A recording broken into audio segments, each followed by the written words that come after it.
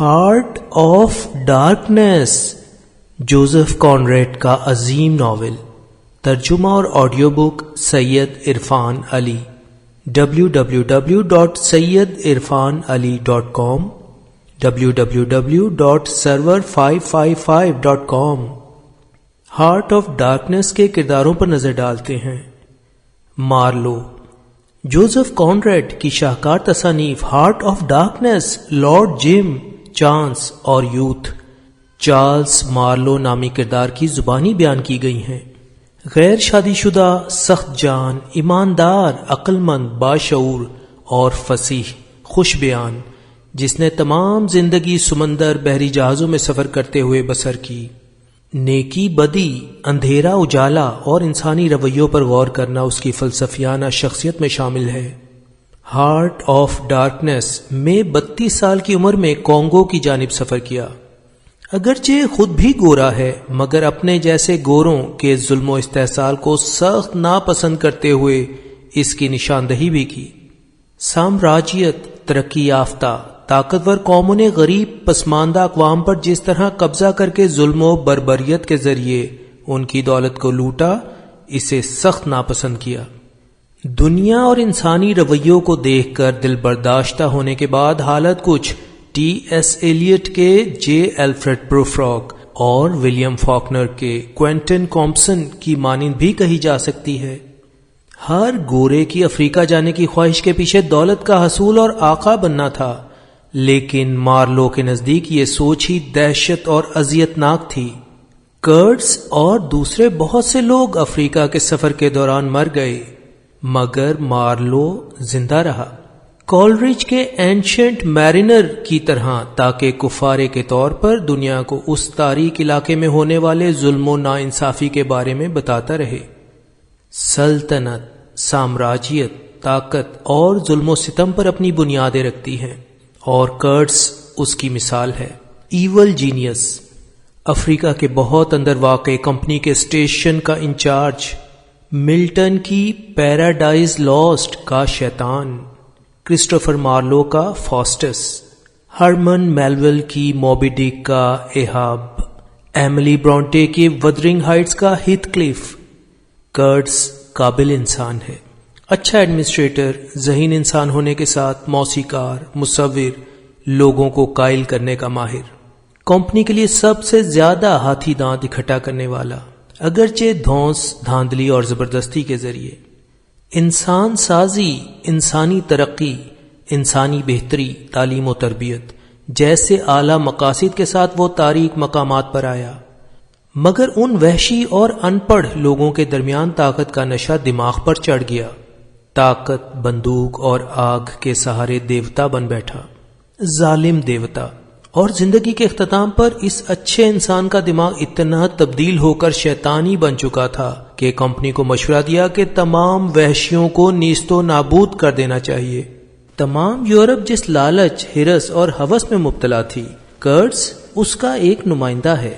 فرق صرف یہ تھا کہ برسلز، بیلجیم میں موجود اس کی کمپنی کے ساتھ تمام یورپ ہی اپنی منافقت پر پردہ ڈال رہا تھا، جبکہ وہ کھل کر ان چیزوں کا اظہار کر گیا. General manager. سازشی انسان کرڈز کا مخالف. مارلو تمام یورپ کی نشاندہی کرتا ہے تو جنرل مینیجر کمپنی کی. خیال ہے کہ کرڈز اس کا عہدہ چھین کر خود جنرل مینیجر بننا چاہتا تھا. دا برک میکر. اینٹیں بنانے والا. خوبصورت، شاندار لباس، بہترین داڑھی، مگر سازشی، نکما اور نااہل. اینٹیں بنانا اس کی ذمہ داری ہے مگر نہ پہلے کوئی اینٹ تیار کی نہ آگے کرنے کا ارادہ ہے. دراصل یہ تو جنرل مینیجر کا سب سے قریبی ساتھی بلکہ جاسوس ایجنٹ ہے. نہ صرف جنرل مینیجر کی طرح خود غرض بلکہ نااہل ہونے کی وجہ سے دونوں کو کرڈ سے سخت خطرہ بھی ہے. مارلو جلد ہی سمجھ گیا کہ یہ تو شیطان کی مانند ہے. ایک اینٹیں تیار کرنے والے کی افسرانہ رہائش کمپنی کی منافقت آشکارا کر رہی ہے. جوزف کانریڈ کو الزام دیا جاتا ہے کہ وہ نسل پرست ہے. اس کردار کے لیے مکمل طور پر ایک یہودی کا نقشہ کھینچا ہے اور پھر سخت ناپسندیدہ قرار دیا. اکاؤنٹنٹ. جنگل کے بیچ میں انتہائی صاف شفاف کپڑے پہنے ہوئے اس چیز کی نشاندہی کر رہا ہے کہ ایک طرف تو کمپنی بہت زیادہ منافع کما رہی ہے، دوسرے اپنی تاریکیاں اور خامیاں چھپاتے ہوئے دنیا کے سامنے اپنے آپ کو صاف شفاف پیش کرنا چاہتی ہے۔ پلگرمز، زائرین، دراصل یہ کمپنی کے ایجنٹ ہیں، کمپنی میں پکی جگہ حاصل کرنے کے ساتھ خوب دولت کمانے کے بھی خواہش مند، مگر سب نکمے اور کامچور۔ نیک سفر پر جانے والوں زائرین کی طرح لکڑی کے لمبے ڈنڈے لاٹھیاں اٹھائے دیکھ کر مارلو نے تنزیہ انہیں زائرین کا نام دے دیا۔ کینیبلز، مقامی افریقی جنہیں سٹیم بوٹ پر ملازمت دی گئی، وحشی ہونے کے باوجود ان کے اچھے اتوار سے مارلو بہت متاثر ہوا۔ رشین ٹریڈر، روسی کم عمر نوجوان جو ایڈونچر کرتا ہوا افریقہ کے بہت اندر موجود کرڈز تک پہنچ گیا۔ ہیلمز مین، مقامی افریقی جسے سٹیمر کا پہیہ چلانے کی تربیت دی گئی، بعد میں افریقی حملہ آوروں کی برچھی سے ہلاک ہوا۔ کرڈز افریقن مسٹریس، حسین افریقی عورت، کرڈز اور مقامی لوگوں پر روب ہے، کرڈز کی طرح ایک معمہ، کرڈز کی داشتہ۔ کرڈز انٹینڈڈ، کرڈز کی منگیتر، آنٹ، مارلو کی آنٹی جس نے اسے اپنے تعلقات کی وجہ سے کمپنی میں نوکری دلوائی۔ فریس لیون، ڈنمارک سے تعلق رکھنے والا کپتان، افریقیوں سے چند مرغیوں کی خرید و فروخت کے بعد غصے میں گاؤں کے سردار کو مارنا شروع کیا اور اس کے بیٹے کے ہاتھوں قتل ہو گیا۔ اسی کی جگہ مارلو کو کپتان کی نوکری دی گئی۔ ہارٹ آف ڈارکنیس، حصہ اول، چھوٹی تفریحی بادبانی کشتی نیلی لنگر انداز ہوتے وقت لنگر کی جانب لہرائی اور بادبانوں میں بغیر جنبش کے کھڑی ہو گئی۔ پانی کی سطح بہت بلند اور ہوا نہ ہونے کے برابر۔ چونکہ سفر دریا کے پانی کے ساتھ کرنا تھا، اس لیے لہروں کے نیچے کی جانب اترنے کا صرف انتظار ہی کیا جا سکتا تھا۔ نوٹ: ٹائیڈ وے لندن کے دریائے ٹیمز کا حصہ ہے۔ چند گھنٹے تو عام دریا کی مانند پانی سمندر میں گرتا ہے اور پھر سمندر کی بلند لہریں چند گھنٹے دریا کے اندر سفر کرتی ہیں۔ عام طور پر دن میں 2 مرتبہ ایسا ہوتا ہے۔ اینڈ نوٹ: دریائے ٹیمز کا منہ ایک نہ ختم ہونے والے آبی راستے کے آغاز کی طرح ہمارے سامنے پھیلا تھا۔ بہت دور آسمان اور سمندر ایک دوسرے کا حصہ بنتے یکجان ہوتے دکھائی دے رہے تھے۔ روشن منور جگہ پر کشتیوں کو پانی اپنے ساتھ لایا تھا، چمکتے رنگ و روغن اور اکڑے ساکت بادبانوں کے ساتھ۔ جہاں تک دکھائی دیتا نشیبی ساحلوں پر دھند چھائی ہوئی، ساحلی قصبے گریوز اینڈ کے اوپر اندھیری فضا جو مزید آگے جا کر سوگوار و ماتمی تاریکی کی شکل اختیار کرتی ہوئی دنیا کے سب سے بڑے اور عظیم الشان شہر کے اوپر پھیلی ہوئی تھی۔ کمپنیوں کا ڈائریکٹر منتظم ہمارا کپتان اور میزبان تھا۔ وہ کھڑا سمندر کو دیکھ رہا تھا اور ہم چاروں محبت سے اس کی طرف۔ تمام دریا کی کوئی چیز اس سے زیادہ جہاز رانی سے تعلق نہ رکھتی تھی۔ وہ کسی پائلٹ کی مانند تھا جس پر ملاح مکمل اعتماد رکھتا ہے۔ یہ تو وہم و گمان میں بھی نہ تھا کہ اس کا کام سمندر سے ملتے ہوئے روشن دریا کے بجائے اس کے پیچھے چھپی غمناک تاریکی سے متعلق تھا۔ جیسا کہ میں پہلے بھی کسی جگہ بتا چکا ہوں کہ یہ سمندر ہی تو تھا جس کی وجہ سے ہم ایک رشتے میں منسلک تھے۔ اس رشتے نے نہ صرف طویل جدائیوں کے دور میں دلوں کو جوڑے رکھا، بلکہ ایک دوسرے کی طویل داستان نما گپ بازی، نظریات اور عقائد کو بھی برداشت کرنے کا حوصلہ پیدا کیا۔ وکیل پرانے دوستوں میں بہترین دوست ہونے کے ساتھ بزرگی اور اچھی خوبیوں کی وجہ سے کشتی کے عرشے پر موجود اکیلے تکیے اور دری پر لیٹا تھا۔ اکاؤنٹنٹ ڈومینو کا ڈبہ لانے کے بعد اس سے کھیل رہا تھا۔ بالکل پیچھے مارلو مستول سے ٹیک لگائے، بازو پھیلائے، کمزور جسم کے ساتھ کسی بت کی مانند بیٹھا تھا۔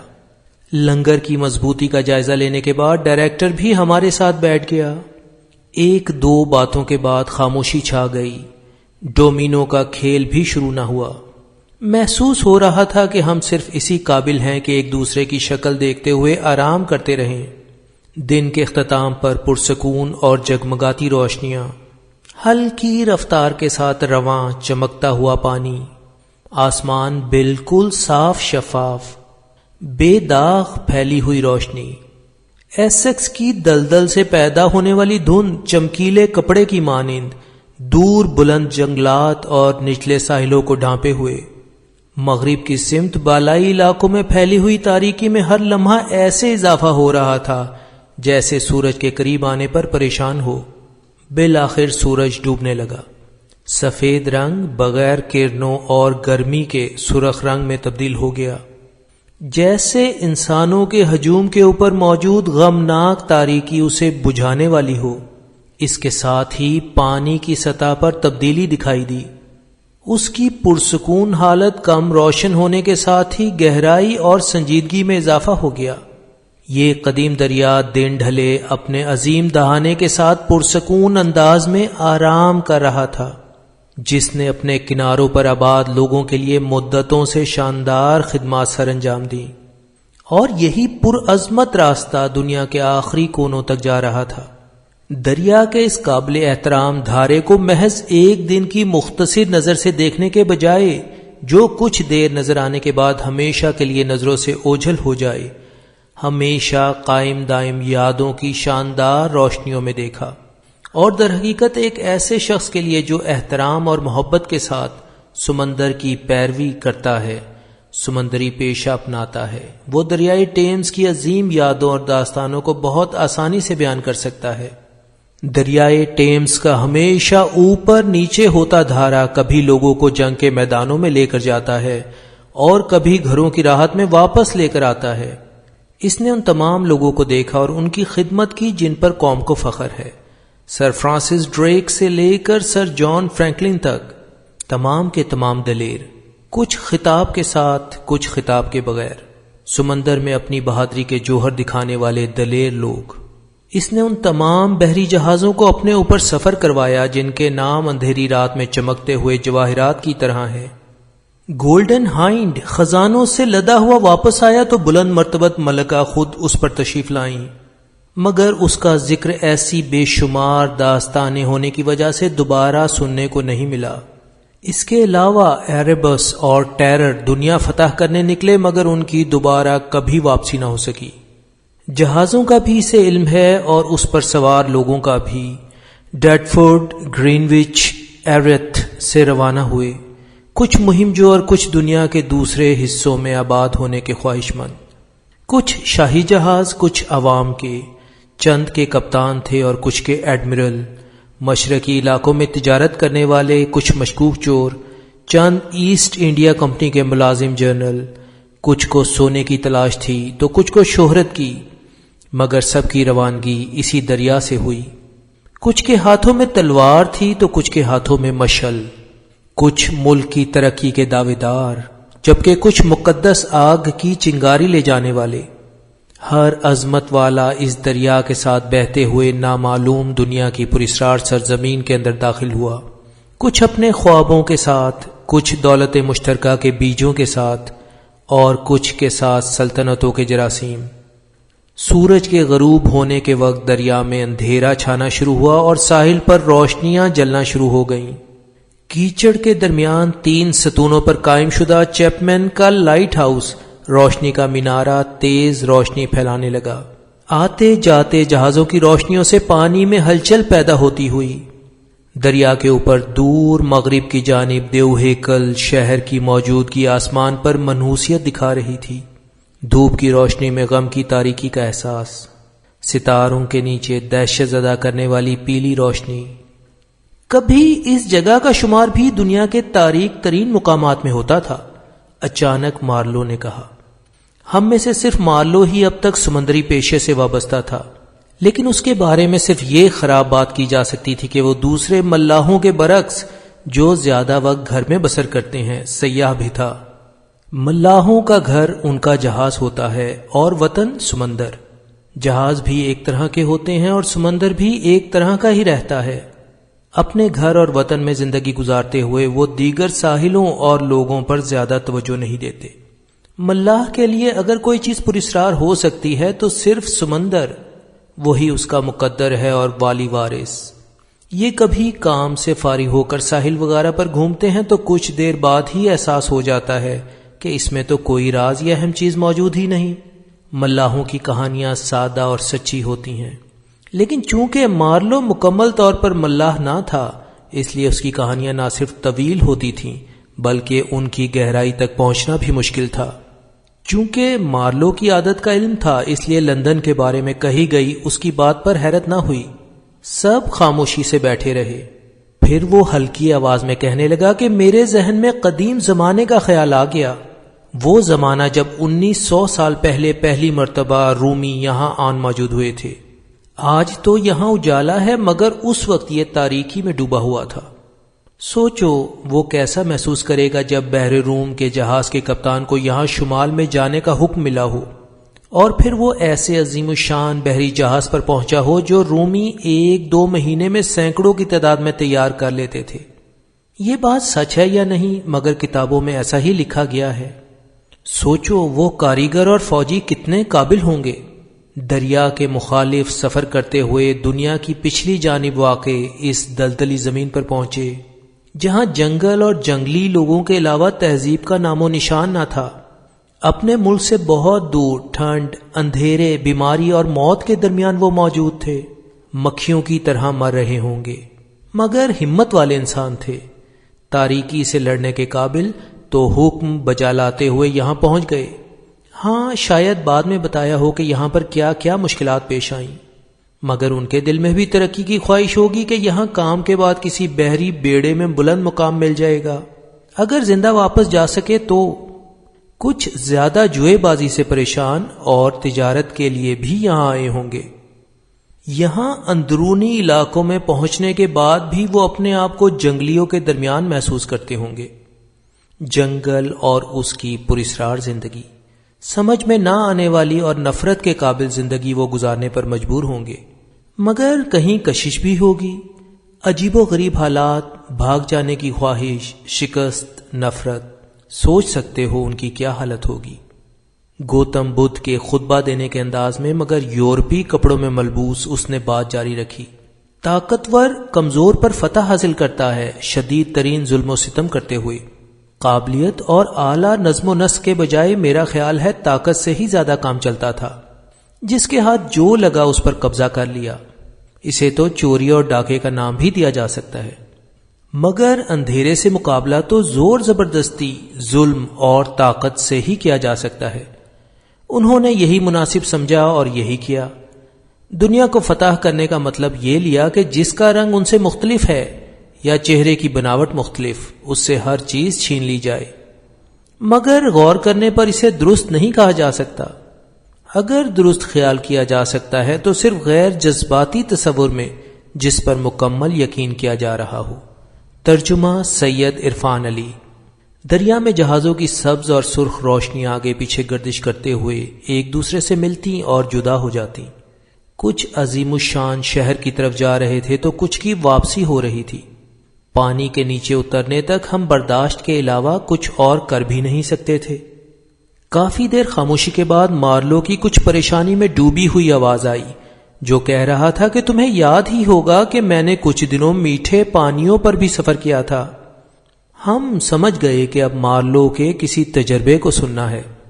مارلو نے بات جاری رکھی کہ اس واقعے نے میرے ذہن پر کیا اثر ڈالا، اس سے پہلے تمہیں بتاتا ہوں کہ وہاں پر کس طرح پہنچا اور اس غریب اچھے آدمی سے کس طرح پہلی ملاقات ہوئی۔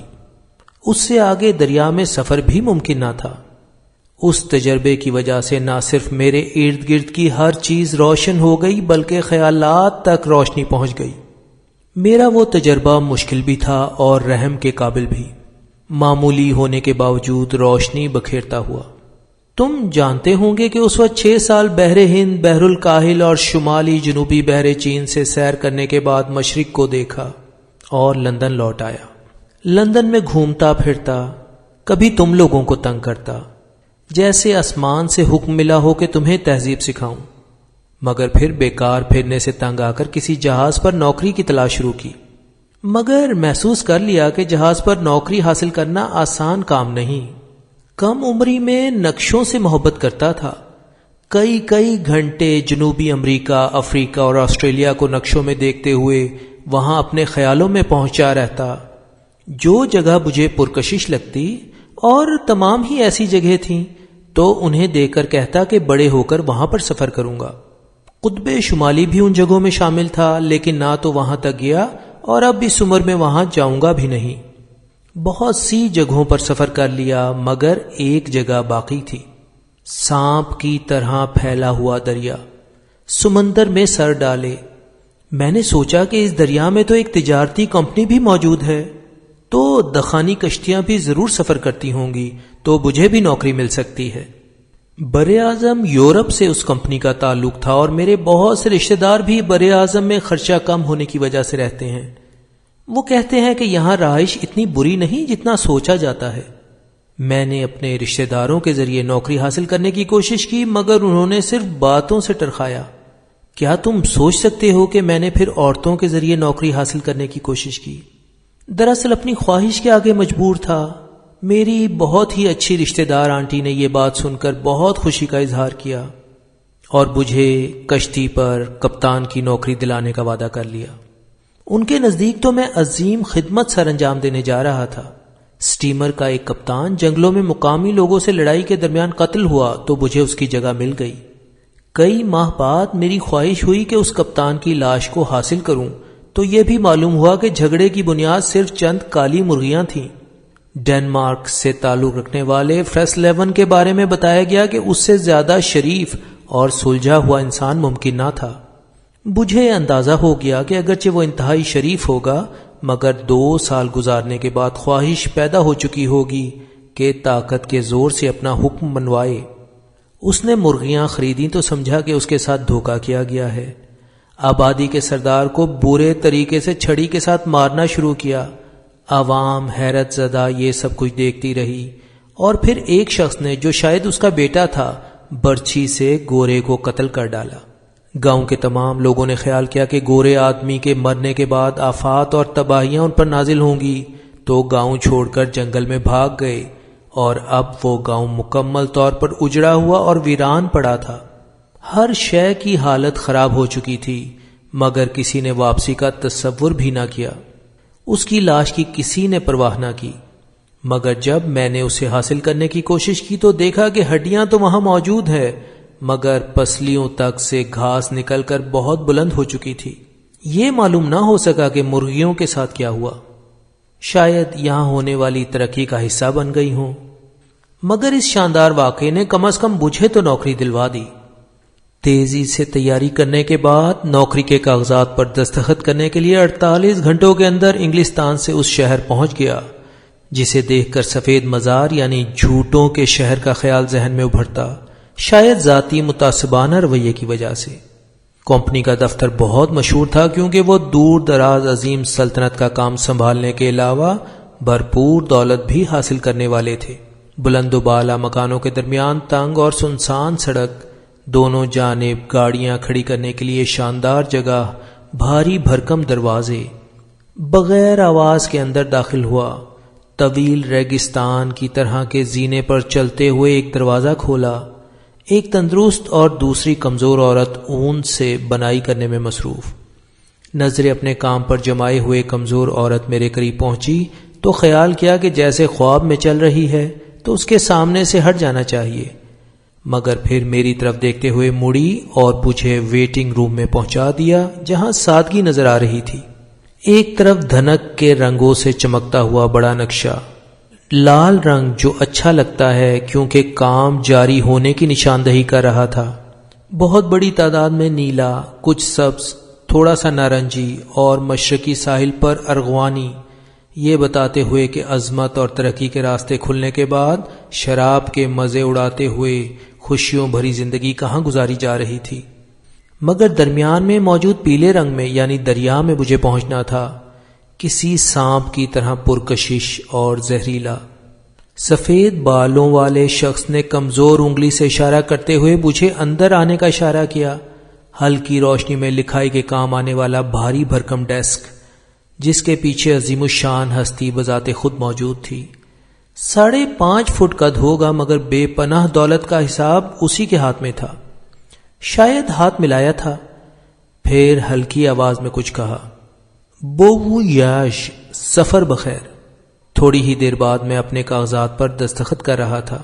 دوسری چیزوں کے ساتھ یہ بھی تھا کہ کمپنی کے راز ہمیشہ راز رکھے جائیں گے اور میرا ان رازوں کو پھیلانے کا، فاش کرنے کا کوئی ارادہ بھی نہ تھا. میں نے اس لیے پریشانی محسوس کی کیونکہ ایک تو اس طرح کے ماحول کا عادی نہ تھا اور دوسرے ماحول میں کچھ منحوسیت بھی پھیلی ہوئی تھی، جیسے کسی غلط سازش کا حصہ بن رہا ہوں. وہاں سے فارغ ہونے کے بعد خوشی محسوس کی. باہر دونوں عورتیں پریشانی کی حالت میں کالے اون سے بنائی میں مصروف تھیں. بڑی عمر کی عورت نے آنے جانے والے لوگوں پر بالکل دھیان نہ دیا. گود میں بلی، کپڑے سے بنے ہوئے جوتے اور پیر گرم انگیٹھی کے پاس رکھے بیٹھی رہی. اپنی اینک کے ساتھ مجھ پر ہلکی سی نگاہ ڈالی، جس سے میں نے ایسی پریشانی محسوس کی جیسے یہ تیز عورت تقدیروں کا فیصلہ کرتی ہے، میرے بارے میں بلکہ ہر ایک کے بارے میں سب کچھ جانتی ہے، جبکہ کم عمر ان سے تعارف اور باتوں میں مصروف تھی. بہت دور دراز کے علاقے میں پہنچنے کے باوجود بھی میرے خیالات میں وہ دونوں عورتیں اکثر موجود رہتیں، جیسے تاریک مقام کے دروازے کی محافظ، جیسے کالے اون سے میت کے لیے کفن تیار کر رہی تھیں. ڈاکٹر سے معائنہ رسمی کارروائی کا حصہ تھا. ترجمہ سید عرفان علی. مگر اس سے پہلے ایک خراب حال کلرک کے ساتھ مشروب پی رہا تھا جس نے کمپنی کی بہت تعریف کی. جب میں نے پوچھا کہ وہ دور دراز کیوں نہیں گیا تو اس کی شخصیت میں اچانک بہت عقل مندی نظر آئی اور کہنے لگا کہ افلاطون نے اپنے شاگردوں سے کہا تھا کہ میں اتنا بیوقوف نہیں ہوں جتنا نظر آتا ہوں. بوڑھے ڈاکٹر کے پاس پہنچا جو اپنی ہی سوچوں میں گم میری نبض دیکھنے کے بعد کہنے لگا کہ اس جگہ کے لیے مناسب ہے. پھر میرے سر کی پیمائش کی اجازت مانگی. حیران ہوتے ہوئے میں نے اجازت دی تو پرکار کی طرح کی کسی چیز سے سر کا ناپ لیتے ہوئے کاغذ پر نوٹ کرتا رہا. اس کا قد چھوٹا اور داڑھی بڑھی ہوئی تھی. بڑے سائز کا بہت پرانا کوٹ. ایسا محسوس ہوا اس سے کوئی تکلیف نہیں پہنچ سکتی تھی. کہنے لگا کہ جو وہاں جاتا ہے سائنس کی ترقی کے لیے میں اس کے سر کی پیمائش ضرور کرتا ہوں. میرے پوچھنے پر کہ کیا واپسی پر بھی پیمائش ہوتی ہے تو جواب آیا کہ واپسی پر کبھی ملاقات ہوتی ہی نہیں، اور آپ کو اندازہ ہوگا کہ تبدیلیاں تو انسان کے اندر ہوتی ہیں. پھر ایسے مسکرایا جیسے اپنی ذات سے متعلقہ کوئی لطیفہ یاد آ گیا ہو. اس نے میرے وہاں جانے پر خوشی کا اظہار کرتے ہوئے غور سے دیکھتے ہوئے پوچھا، کیا آپ کے خاندان میں کبھی کسی کا دماغی توازن خراب ہوا ہے؟ میں نے غصے میں جواب دیا کہ کیا اس سوال کا تعلق بھی سائنس کے فائدے سے ہے؟ اس نے میرے غصے کو نظر انداز کرتے ہوئے کہا کہ موقع پر اسی جگہ انسان کی ذہنی تبدیلیوں کا جائزہ سائنس کے لیے سود مند ثابت ہو سکتا ہے. میں نے بات درمیان میں روکی اور پوچھا کہ کیا آپ کا تعلق دماغی امراض سے ہے؟ تو اطمینان سے جواب دیا کہ ہر ڈاکٹر کو ہی کسی حد تک ہونا چاہیے. میں اپنا چھوٹا سا نظریہ ثابت کرنا چاہتا ہوں اور وہاں جانے والوں کو اس سلسلے میں میری مدد کرنی چاہیے. ہم جو اتنا بڑا علاقہ فتح کر کے فائدہ حاصل کر رہے ہیں اس میں یہ میرا حقیر نذرانہ ہوگا. دولت دوسروں کو مبارک ہو. آپ پہلے انگریز ہیں جن کا میں جائزہ لے رہا ہوں، اس لیے برا نہیں منانا چاہیے.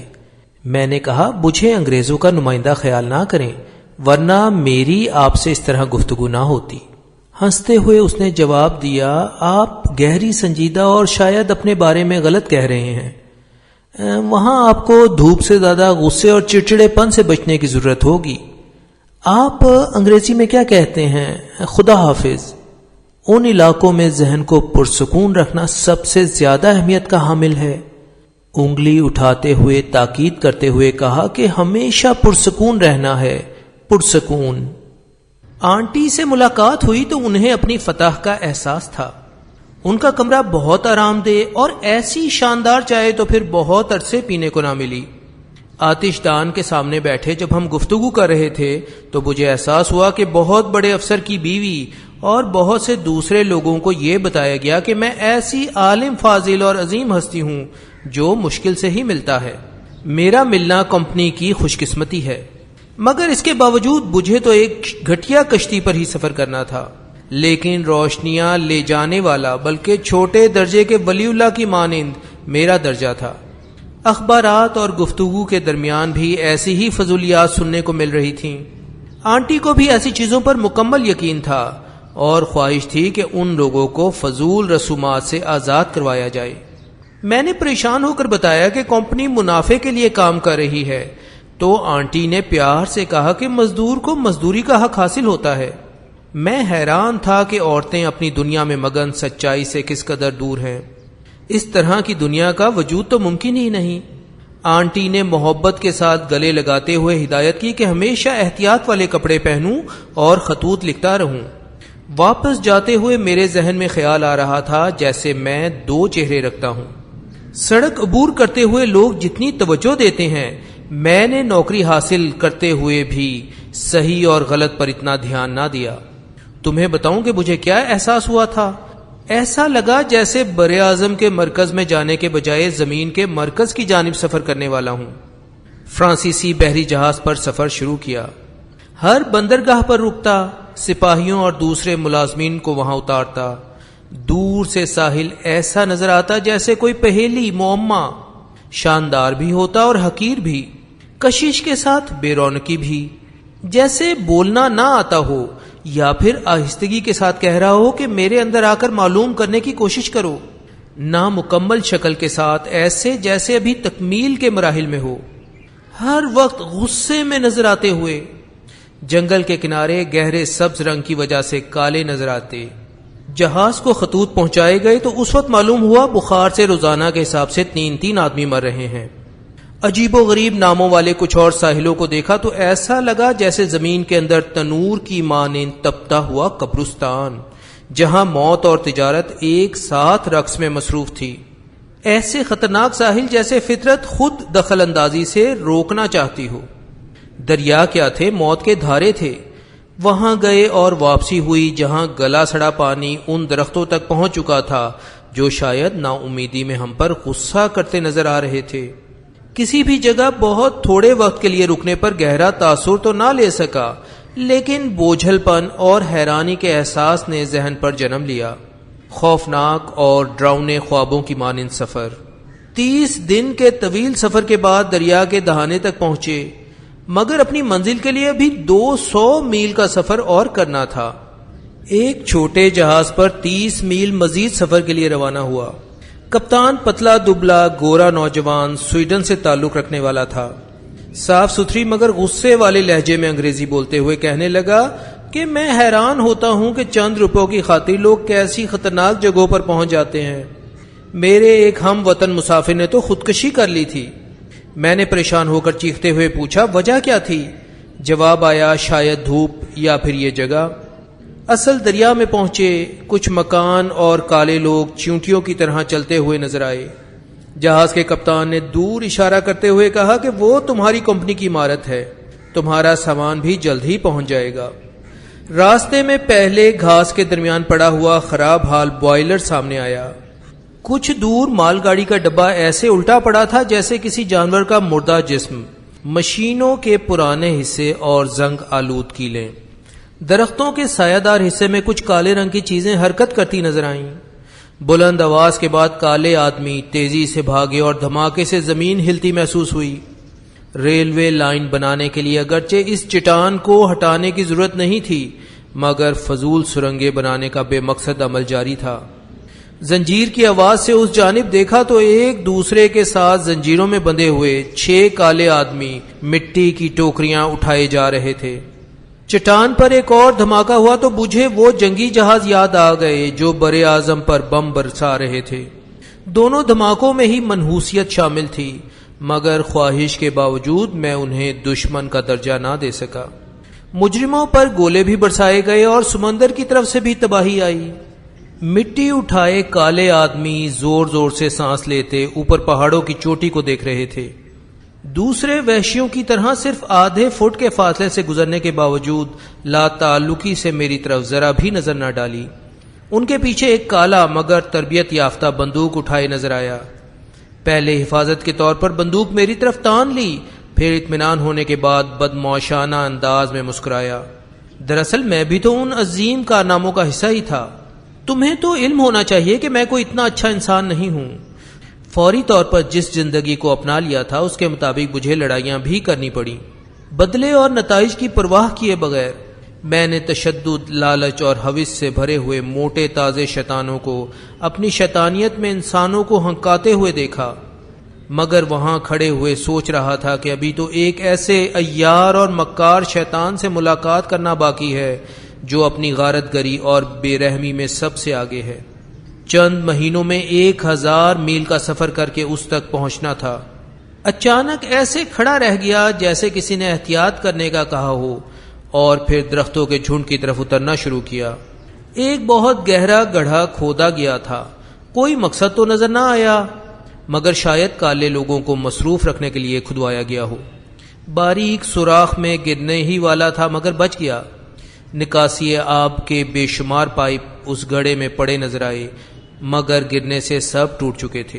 خواہش تھی کہ درختوں کے جھنڈ میں کچھ دیر آرام کروں، مگر وہاں تو جہنم کی مانند دریا کا شدید شور تھا۔ درختوں کے درمیان کالے لوگ انتہائی پریشانی اور بے چارگی کے عالم میں موجود تھے، کچھ بیٹھے ہوئے، کچھ لیٹے ہوئے۔ چٹان پر سرنگ بنانے کے لیے ایک اور دھماکہ ہوا جس سے زمین ہلی، اور اسی کام کے لیے لائے گئے بیمار مزدور یہاں آہستہ آہستہ سسک کر مرنے کے لیے موجود تھے۔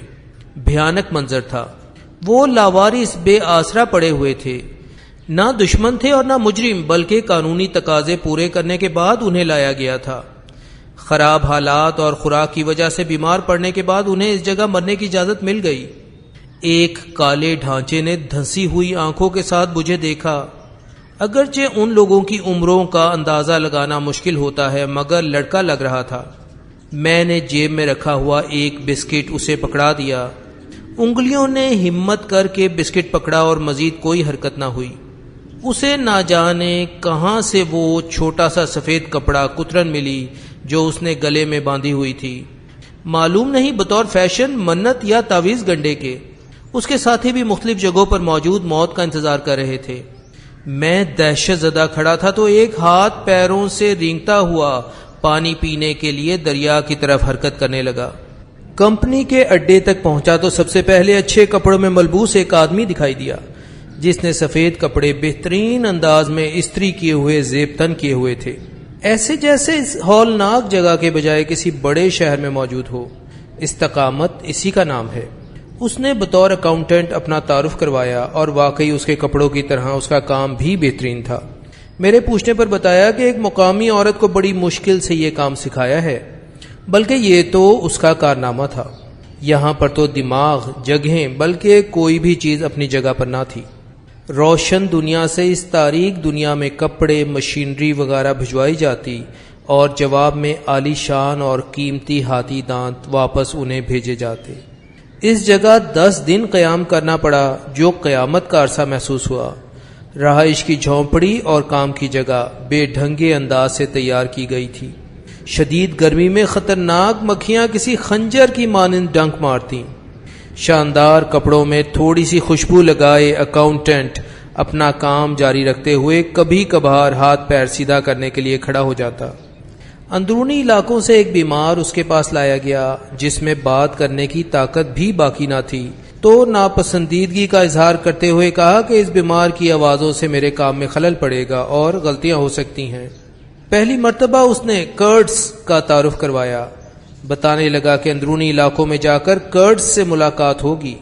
شاندار انسان ہے، تجارتی چوکی کا نگران، درجہ اول کا ایجنٹ، بہت اندر جہاں ہاتھی دانت سب سے زیادہ موجود ہیں۔ باقی تمام لوگ جتنے ہاتھی دانت بھیجتے ہیں وہ اکیلا ان سے زیادہ بھیج ڈالتا ہے۔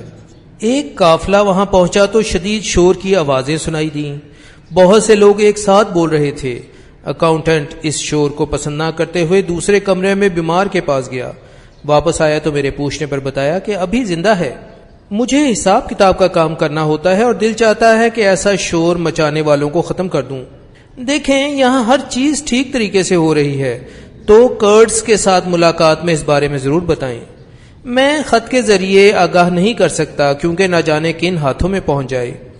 یورپ میں موجود کرڈز کے افسران اسے پسند کرتے ہیں اور خواہش ہے کہ ترقی کرتے ہوئے ان کے ساتھ کام کر رہا ہو۔ شور ختم ہو گیا، اکاؤنٹنٹ نے کام جاری رکھا۔ مکھیوں کی تیز آواز کے درمیان یورپ جانے والا بیمار ایجنٹ بے حس و حرکت بے ہوش لیٹا تھا۔ دوسرے دن ایک قافلہ جس میں 60 لوگ موجود تھے کے ہمراہ روانہ ہوا۔ 200 میل پیدل چلنا تھا، مگر اس سفر کے بارے میں کوئی بیان کرنے والی اہم بات نہیں۔ زمین پر موجود اونچی گھاس، پگڈنڈیاں، کبھی اوپر اور کبھی نیچے ہوتی پتھریلی پہاڑیاں، دور دور تک کوئی انسان نہیں، مکمل تنہائی، کوئی جھونپڑی تک موجود نہیں۔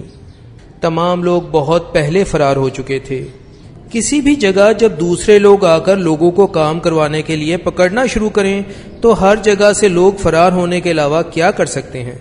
کبھی کوئی کھنڈر نظر آتا تو دل میں رحم پیدا ہوتا۔ میرے پیچھے آنے والے 30 سیر وزن اٹھائے 60 آدمیوں کے ننگے پاؤں کی آواز سنائی دے رہی تھی۔ سفر کرتے، رکتے، کھانا کھاتے، سوتے اور پھر سفر شروع کرتے۔ کبھی راستے میں کوئی لاش نظر آ جاتی جس کے علاوہ مکمل خاموشی۔ کبھی کبھار رات 2 بجے دور ڈھول پیٹنے کی آواز سنائی دے جاتی۔ دل فریبی بھی تھی اور وحشیانہ پن بھی، جس کے مطلب میں شاید اتنی ہی گہرائی تھی جتنی چرچ کی گھنٹیوں میں۔ ایک گورا شراب کے نشے میں کمزور مزدوروں کے ساتھ خیمہ لگائے بیٹھا تھا، بتانے لگا کہ سڑک کی دیکھ بھال کر رہا ہے۔ کوئی سڑک وغیرہ تو مجھے نظر نہ آئی، مگر 3 میل آگے جا کر ایک حبشی کی لاش دیکھی جس کے ماتھے پر گولی کا نشان تھا۔ ایک انتہائی موٹا گورا میرے ساتھ سفر کر رہا تھا، گرمی اور پانی کی کمی سے بار بار بے ہوش ہوتا ہوا۔ میں نے شدید غصے میں اس سے پوچھ لیا کہ آخر تم یہاں پر آئے ہی کیوں؟ تو اس نے جواب دیا، دولت کمانے۔ پھر بخار ہونے پر اس 3 من کے انسان کو جھولا بنا کر لے جانا پڑا۔ ملازم شدید پریشانی کی حالت میں بغاوت پر اتر آئے۔ میں نے انہیں لمبا چوڑا لیکچر دیا، اگرچہ دوبارہ اچھے طریقے سے کام شروع کیا، مگر پھر موٹا تازہ انسان گرا اور وحشیوں کو گالیاں دیتے ہوئے مجھے کہنے لگا کہ انہیں قتل کر دو، مگر وہ سب تو فرار ہو چکے تھے۔ اسی وقت بڑی عمر کے ڈاکٹر کی بات یاد آئی کہ انسان کی ذہنی تبدیلی کا مشاہدہ اسی جگہ موقع پر سائنس کے لیے کرامت ثابت ہو سکتا ہے۔ سوچ میں پڑ گیا کہ شاید اب میں بھی اس قابل ہو چکا ہوں کہ میرا بھی سائنسی مشاہدہ کیا جا سکے۔ بڑے دریا کے قریب 15 دن بعد پہنچے۔ بڑا اڈا جنگل کے درمیان پانی کے نزدیک واقع تھا، جہاں میں لنگڑاتے ہوئے داخل ہوا۔ خراب حالات کو دیکھتے ہی سمجھ گیا کہ کوئی شیطان وہاں کا نگران ہے۔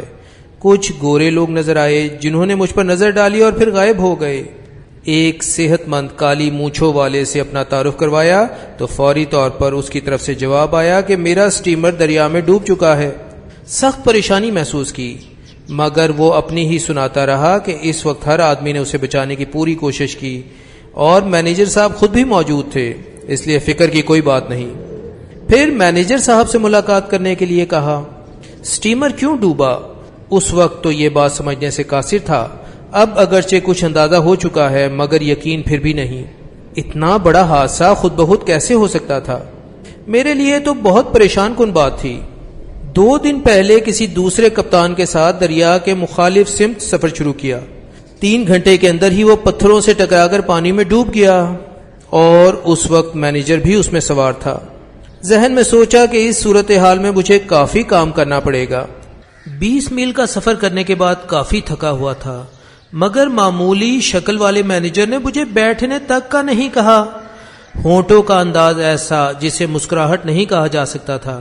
ایک تاجر جو جوانی میں وہاں پہنچ گیا، لوگ محبت، ڈر اور عزت کیے بغیر اس کا حکم مانتے، چیزوں کو اچھے طریقے سے کرنے کی صلاحیت سے محروم، نہ پڑھا لکھا تھا نہ ذہین، لیکن اس لیے کامیاب رہا کہ 3 سال کی 3 مدتیں گزارنے کے باوجود کبھی بیمار نہ ہوا۔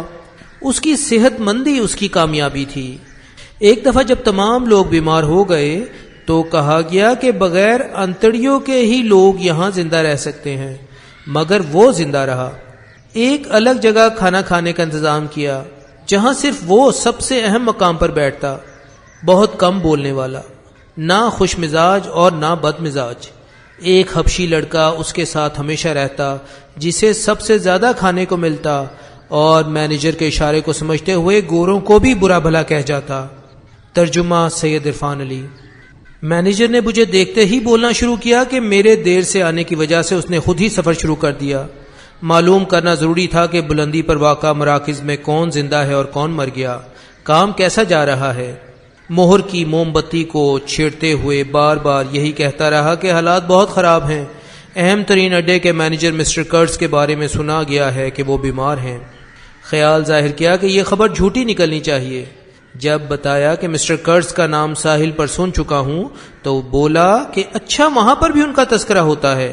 ہاں، وہ بہت اہمیت اور اعلیٰ انسان ہے، کمپنی کے لیے بہت اہم۔ بے چینی میں موم بتی بھی توڑ دی۔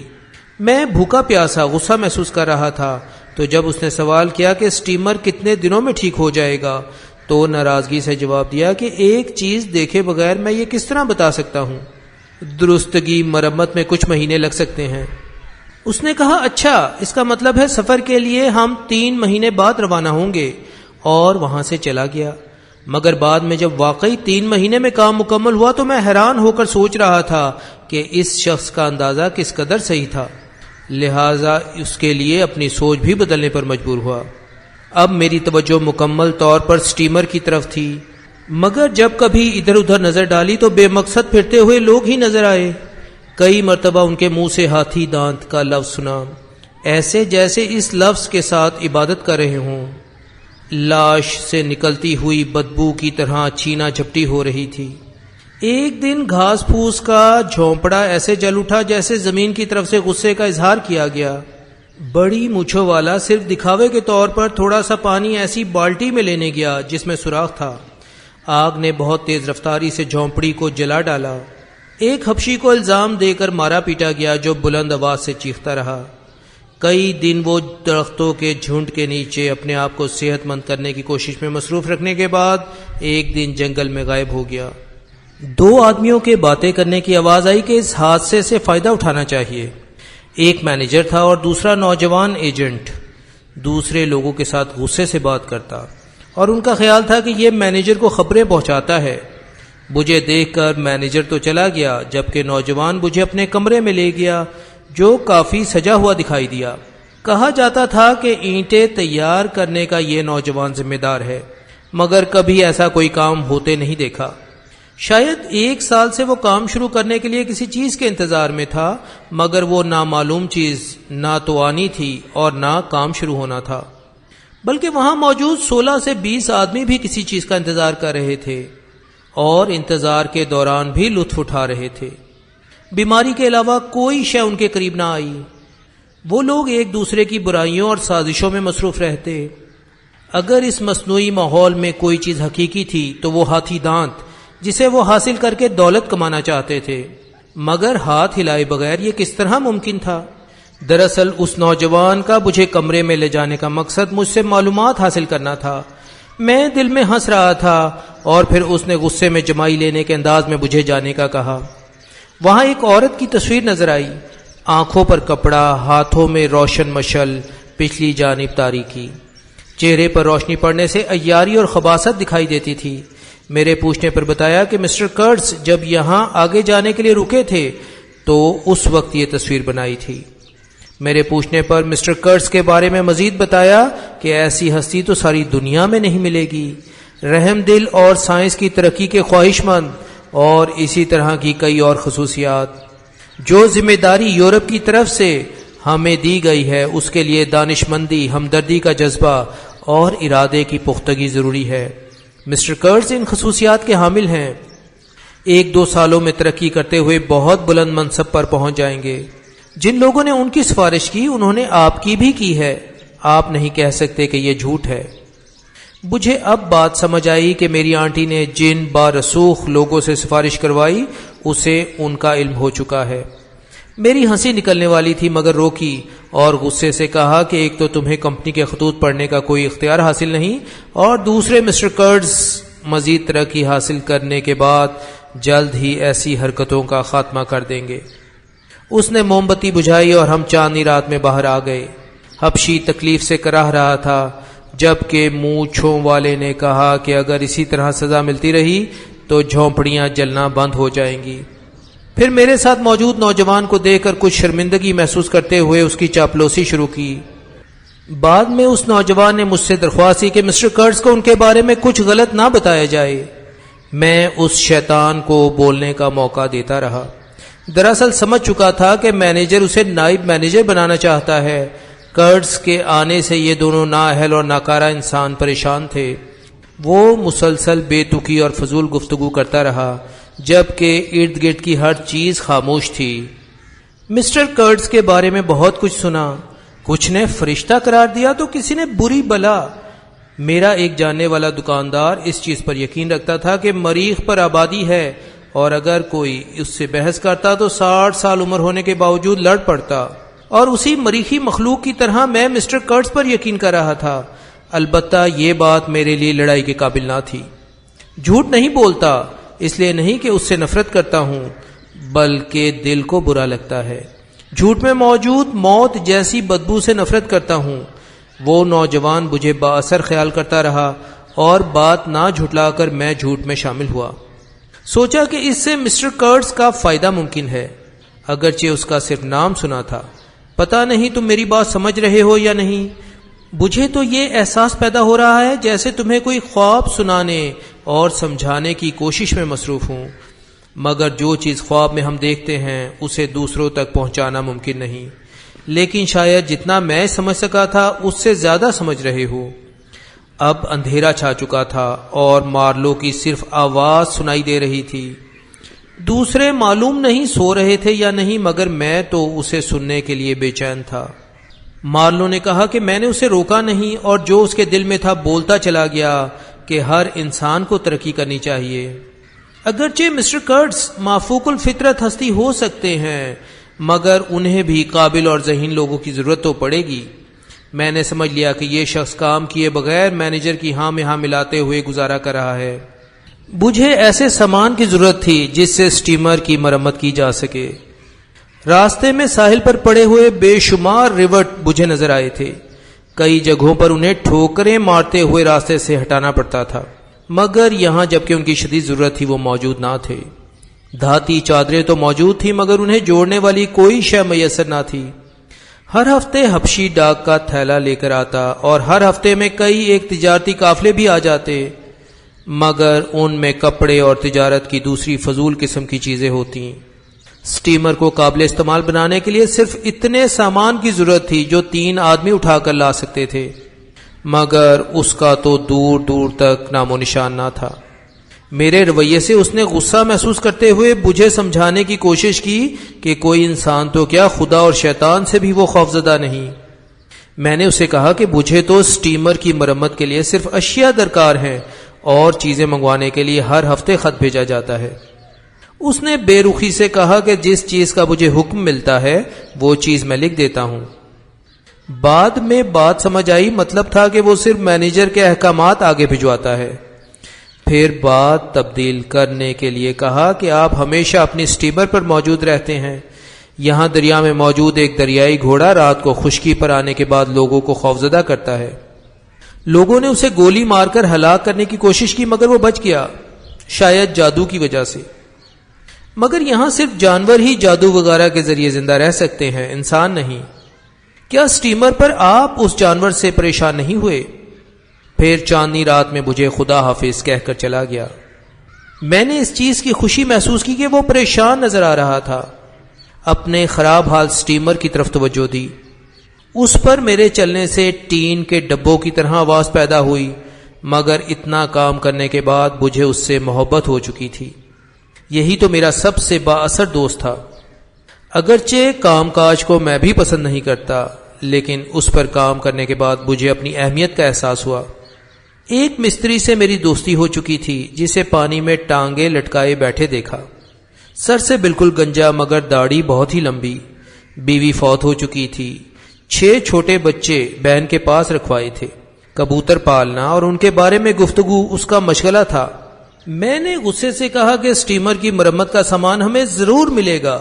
اس نے ناقابل یقین لہجے میں اچھا کہنے کے بعد کہا کہ پھر تو مزہ آ جائے گا، اور پھر ہم نے بے ڈھنگے انداز میں ناچنا شروع کیا تو کشتی کے ٹن کے فرش سے تیز آواز پیدا ہوئی۔ دور موجود لوگوں نے مکمل خاموشی کے دوران ان آوازوں سے حیرت اور پریشانی محسوس کی۔ ہمارا سامان تو نہ آیا مگر ایک اور عذاب پہنچ گیا۔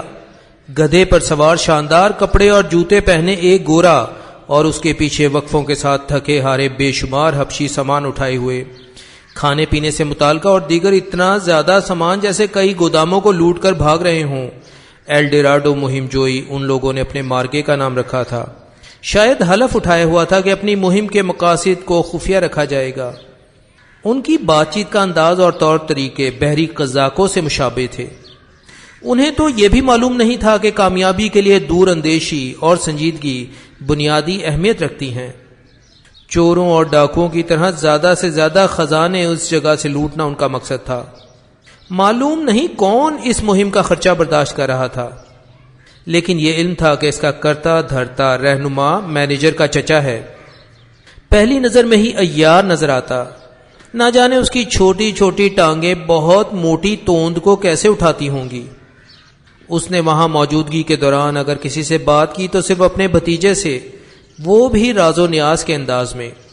میں نے بھی اپنا احمقانہ پن چھوڑ دیا تھا، یعنی اسٹیمر کی مرمت کرنے والی چیزوں کا انتظار، بہاڑ میں جائے کہتے ہوئے دوسری چیزوں پر توجہ دینی شروع کی۔ کرٹ سے دلچسپی نہ ہونے کے باوجود اس کے بارے میں سوچتا، اپنے اعلیٰ تصورات کے ساتھ جو یہاں آیا تھا تو کیا بلند ترین مقام تک پہنچ جائے گا، اور اگر وہ مقام حاصل کر بھی لیا تو معاملات کس طرح درست کر سکے گا۔ حصہ دوئم۔ شام کے وقت میں اپنے اسٹیمر پر آرام کر رہا تھا جب مینیجر اور اس کے چچا کو آپس میں باتیں کرتے سنا۔ مینیجر کہہ رہا تھا کہ اگرچہ میں کسی کو تکلیف نہیں پہنچاتا، لیکن یہ بھی پسند نہیں کرتا کہ دوسرے مجھے حکم دے رہے ہوں۔ کوئی سوچ سکتا ہے کہ مجھ پر حکم چلاتے ہوئے کہا گیا کہ اسے وہاں بھیج دیا جائے۔ چچا نے غصے میں جواب دیا کہ ہاں، بہت بری بات ہے۔ مینیجر نے بات جاری رکھی کہ اس نے انتظامیہ کو لکھا صرف اپنی اہمیت جتانے کے لیے، اور انتظامیہ نے بھی مجھے اسی چیز کا حکم دے دیا۔ کتنی خطرناک بات ہے کہ اس شخص کی کتنی چلتی ہے۔ دونوں نے اقرار کیا کہ یہ بہت دہشت ناک بات ہے۔ چچا نے کہا کہ شاید یہاں کا موسم تمہیں اس مشکل سے نجات دلوا دے۔ میں مکمل جاگنے کے بعد ان کی گفتگو سن رہا تھا۔ چچا کے پوچھنے پر مینیجر نے جواب دیا کہ وہ وہاں اکیلا ہے۔ اپنے مددگار کو ناپسند کرتے ہوئے مجھے لکھا کہ ایسے فضول آدمیوں کو میرے پاس بھیجنے سے بہتر ہے کہ میں اکیلے ہی کام کروں۔ کوئی سوچ بھی نہیں سکتا کہ 1 سال پہلے اس نے ایسی دیدہ دلیری دکھائی، مگر پھر اس کی طرف سے بہت زیادہ اور قیمتی ہاتھی دانت بھیجے گئے۔ یہ بتاتے ہوئے مینیجر کی آواز میں غصہ اور افسوس تھا۔ میں نیند سے مکمل طور پر بیدار ہو کر جان چکا تھا کہ وہ کرٹس کے بارے میں گفتگو کر رہے ہیں۔ چچا نے پوچھا کہ وہ کس طرح بھیجے گئے، تو غصے میں کہا کہ ایک دوغلا انگریز کلرک کرٹس کے پاس موجود تھا، وہ ان ہاتھی دانت کو لے کر آیا، بہت ساری کشتیوں میں۔ کرٹس بھی ساتھ تھا۔ کرٹس کے اڈے میں دیگر سامان کے ساتھ کھانا وغیرہ بھی ختم ہو چکا تھا۔ وہ بھی واپس جانا چاہتا تھا، مگر پھر راستے میں ہی یورپ جانے کا ارادہ ترک کر کے واپس اپنے اڈے میں چلا گیا۔ نہ جانے ذہن میں کیا خیال تھا، صرف 1 جانور اور 4 ملازموں کے ساتھ اس کی واپسی ہوئی۔ اس جگہ کوئی ایسی حرکت کر سکتا ہے، اس کا تو تصور بھی ممکن نہیں۔ میرے ذہن میں پہلی مرتبہ کرٹس کا خیال آیا جو 1 جانور اور 4 ملازموں کے ساتھ یورپ کی خوشیوں بھری زندگی چھوڑ کر اجاڑ ویران علاقے میں وحشیوں کے پاس لوٹ رہا تھا۔ شاید اس اچھے انسان کو اپنا کام بہت عزیز تھا۔ وہ دونوں گفتگو کرتے رہے کہ اب سنا ہے وہ شدید بیمار ہے، اکیلا ہے۔ پھر کسی ایسے تاجر پر غصہ کیا جو کرٹس کے علاقے میں ہاتھی دانت حاصل کر رہا تھا۔ خواہش تھی کہ دوسروں کو سبق سکھانے کے لیے اسے پھانسی پر چڑھا دیا جائے۔ چچا نے کہا کہ یورپ میں تو پوچھا جا سکتا ہے، مگر یہاں پر تو تم جو چاہو کر سکتے ہو، تو چڑھا دو اسے پھانسی پر۔ جو کوئی تمہارے لیے خطرے کا باعث ہو اس کے ساتھ ایسا ہی کرو۔ یہاں کی آب و ہوا تمہیں موافق ہے تو طویل عرصے یہاں تمہاری رہائش ہو سکتی ہے۔ آنے سے پہلے یورپ میں بھی انتظام کر کے آیا ہوں۔ مینیجر کہنے لگا کہ جان بوجھ کر میں دیر نہیں لگا رہا۔ کرٹس جب یہاں پر تھا تو جینا حرام کر دیا تھا۔ کہتا تھا کہ اڈے کی طرف جانے والے ہر راستے پر سچائی کی روشنی موجود ہونی چاہیے۔ ترجمہ سید عرفان علی۔ تجارت کے ساتھ مقامی لوگوں کی تعلیم و تربیت پر بھی توجہ دینی چاہیے۔ سوچ ایسی احمقانہ اور خواہش رکھتا ہے کہ مینیجر بنا دیا جائے۔ شدید غصے میں اس کی آواز نکلنا بند ہو گئی۔ میں نے دیکھا کہ وہ نیچے میرے بہت قریب تھے، اتنے کہ ان پر تھوکا بھی جا سکتا تھا۔ بھتیجے کے پوچھنے پر چچا نے بتایا کہ ہاں اس مرتبہ میری صحت ٹھیک رہی، لیکن لوگ اتنی جلدی مرتے ہیں کہ واپس بھیجنے کا موقع بھی نہیں ملتا۔ چچا نے بھتیجے سے کہا کہ اسے اچھے کی امید رکھنی چاہیے اور پھر اس طرح ہاتھ پھیلائے جیسے برائی کی طاقتوں سے مدد مانگ رہا ہے۔ حیران ہوتے ہوئے میں اچانک کھڑا ہوا تو وہ پریشان ہو کر تیزی سے ادھر ادھر کی گفتگو کرنے کے بعد ایسے وہاں سے چلے گئے جیسے میرے وہاں ہونے کا انہیں پتہ ہی نہ چلا ہو۔ ایل ڈراڈو نامی مہم کے لوگ جنگل میں گئے تو وہ اس طرح ان پر حملہ آور ہوا جیسے سمندر تیرنے والوں پر۔ بعد میں معلوم ہوا کہ گدھے سب کے سب مر گئے، مگر کم اہم جانوروں کے بارے میں علم نہ ہو سکا۔ وہی حشر ہوا ہوگا جس کے وہ حقدار تھے۔ دراصل میں تو پرجوش تھا کہ جلد ہی کرڈ سے ملاقات ہو جائے گی۔ دریا کے مخالف بہاؤ میں سفر کرنا ایسا تھا جیسے دنیا کی ابتدا کی سمت لوٹ رہے ہیں۔ ہر سمت درختوں کی بادشاہت، ہر طرف مکمل خاموشی، دریا میں کوئی دوسرا موجود نہیں اور جنگل جسے عبور کرنا قریب قریب ناممکن تھا۔ شدید گرمی، سست ماحول، خوبصورتی سے آری دھوپ کی چمک، دریا کے کناروں پر لیٹے ہوئے دریائی گھوڑے اور گھڑیال۔ ریگستان کی طرح اس دریا میں بھی انسان بھٹک جاتا۔ راستہ تلاش کرتے کرتے محسوس ہوتا کہ بہت دور کی یا شاید کسی اور جنم میں تعلق واسطہ رکھنے والی تمام چیزوں سے تعلق ختم کر چکا ہے۔ بعض اوقات جب بالکل بھی فرصت نہیں ہوتی تو حیرت اور بے چینی کے درمیان ماضی یاد آ جاتا۔ یہاں خاموشی میں امن نہ تھا، خاموشی جو سمجھ نہ آنے والے مقصد پر غور کرنے میں مصروف تھی۔ مسلسل گھٹتی ہوئی طاقت، مگر کام زیادہ ہونے کی وجہ سے اس پر غور کرنا بند کر دیا۔ دریا کا سفر بہت خطرناک تھا۔ ایک تو راستوں کا علم نہ تھا اور دوسرے کسی بھی پتھر سے ٹکرا کر سٹیمر تباہ کرتے ہوئے تمام مسافروں کو ڈبو سکتا تھا۔ ایسی چیزوں پر مسلسل غور کرتے ہوئے انسان حقیقت سے دور ہو جاتا ہے۔ وہاں کی خاموشی مجھے بندروں کی طرح حرکت کرتے ہوئے اسی طرح دیکھتی جس طرح تم چند پیسوں کی خاطر تنے ہوئے رسوں پر تماشا دکھاتے ہوئے اسے نظر آتے ہو۔ جب ایک ساتھی نے ناراضگی کے ساتھ مارلو کی بات پر اعتراض کیا تو مجھے پتا چلا کہ کوئی اور بھی میرے ساتھ جاگ رہا ہے۔ مارلو نے بات جاری رکھی کہ تم بھی کرتب تماشے اچھے طریقے سے دکھاتے ہو اور میں نے بھی حفاظت سے کشتی کا سفر مکمل کیا۔ حیران ہوں کس طرح؟ آنکھوں پر پٹی بندھی ہو تو انسان گاڑی کیسے چلا سکتا ہے؟ بہت ہی مشکل کام تھا۔ کشتی کسی پتھر وغیرہ سے ٹکراتی تو جیسے دل پر چوٹ لگتی۔ وہ منظر سوچ کر آج بھی پسینہ آ جاتا ہے۔ کبھی تو 20 حبشیوں کو دھکا لگا کر کشتی کو آگے بڑھانا پڑتا تھا۔ اگرچہ وہ لوگ آدم خور تھے مگر ان کا شکریہ کہ اچھے طریقے سے کام کیا اور ایک دوسرے کو کھانے سے بھی پرہیز کیا۔ ہاں، دریائی گھوڑے کا وہ گوشت جو ساتھ لے کر آئے تھے سڑ گیا تو اس کی بدترین بدبو آج بھی ناک میں محسوس کرتا ہوں۔ مینیجر اور 3-4 دوسرے لوگ بھی ہمارے ساتھ تھے۔ کبھی کبھار کنارے پر موجود گورے ہاتھ ہلا کر ہمیں خوش آمدید کہتے۔ لگتا تھا اس علاقے میں جادو کے زور سے رکھے گئے ہوں۔ ہاتھی دانت کا لفظ بھی گونجتا۔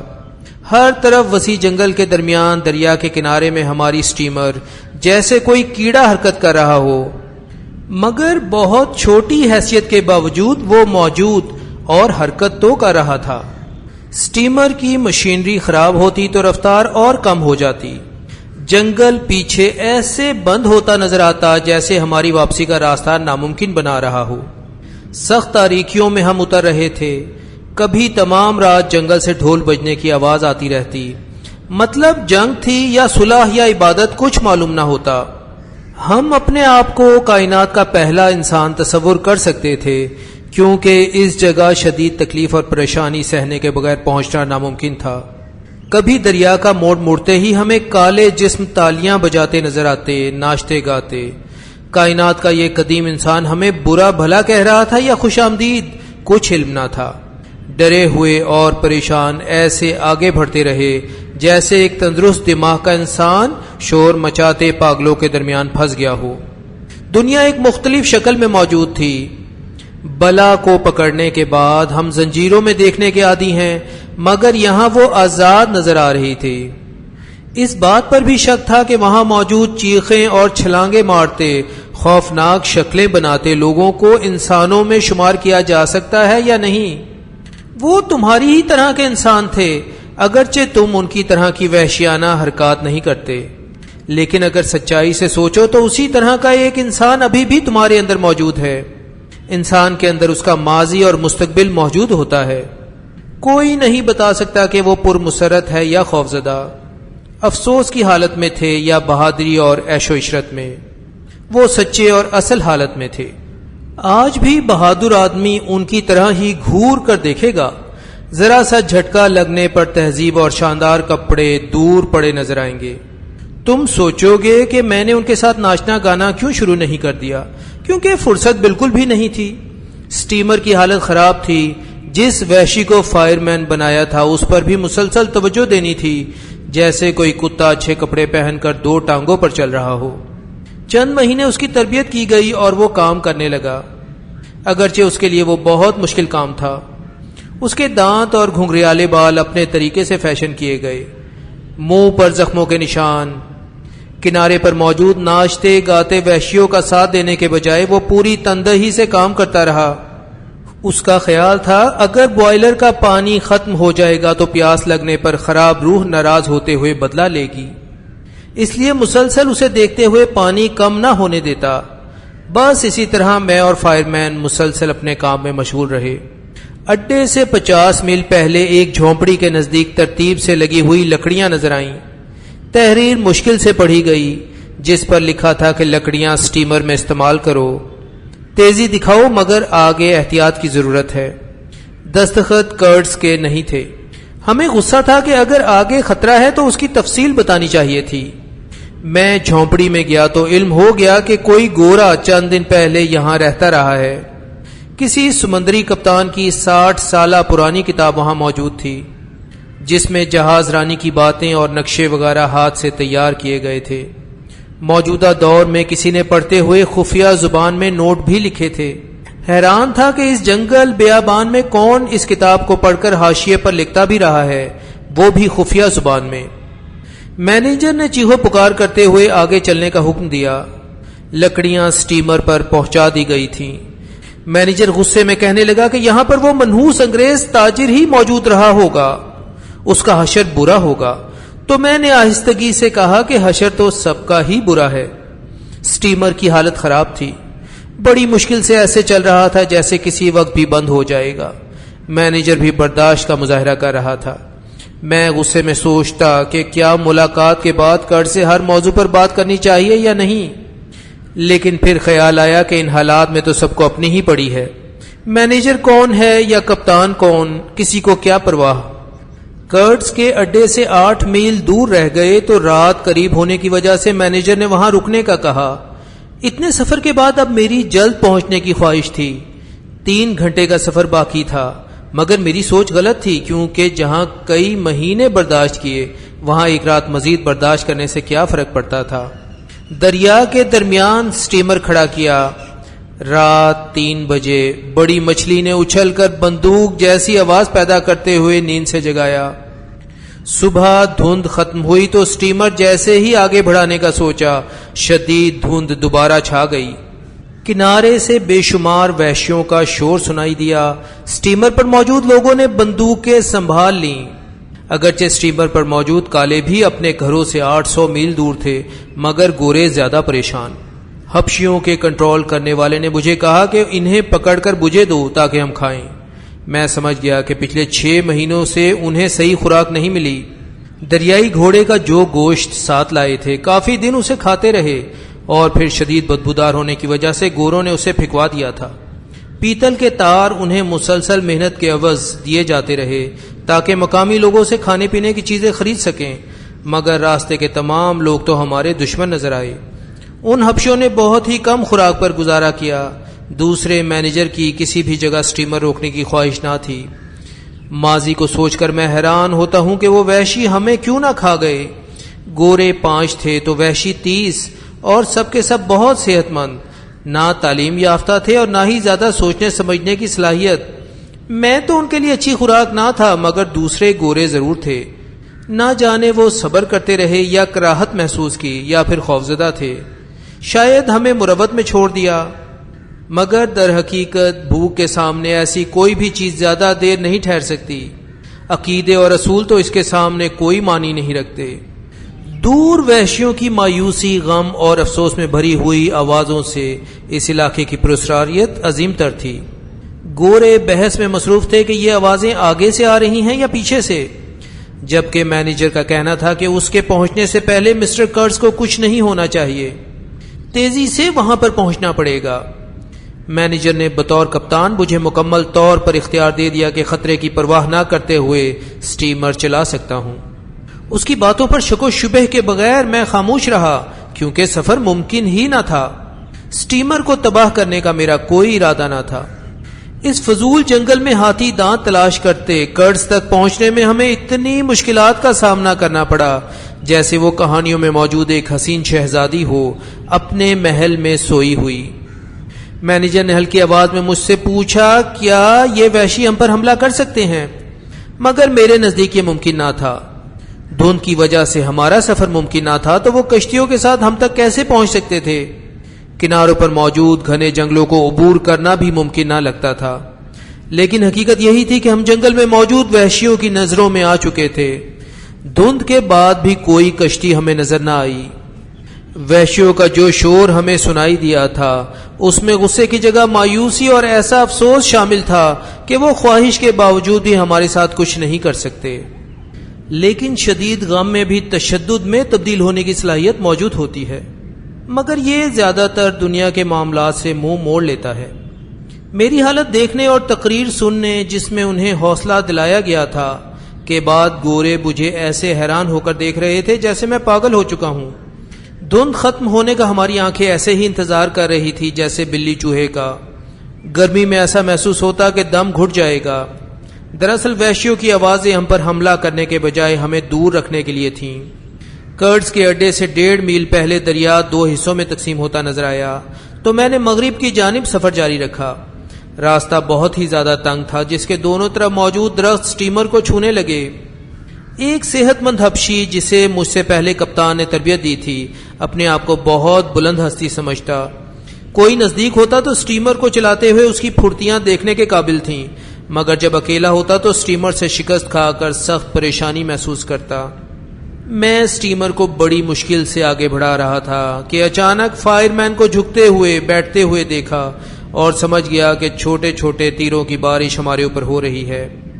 وحشی پر غصہ چڑھا جو دانت پیستے ہوئے زمین پر پیر مارنے لگا۔ کنارہ نزدیک تھا جہاں سے شدید غصے میں گھورتا ہوا ایک وحشی نظر آیا۔ سٹیمر چلانے والے وحشی کو میں نے چیخ کر کہا کہ سٹیمر کو سیدھا چلاؤ، نیچے جھک جاؤ، لیکن وہ اسی طرح کھڑا منہ سے جھاگ نکالتا اپنے پیر آہستگی کے ساتھ زمین پر مارتا رہا۔ آواز آئی کہ سٹیمر کو واپس موڑ لینا چاہیے، اور واقعی آگے دریا مزید تنگ تھا۔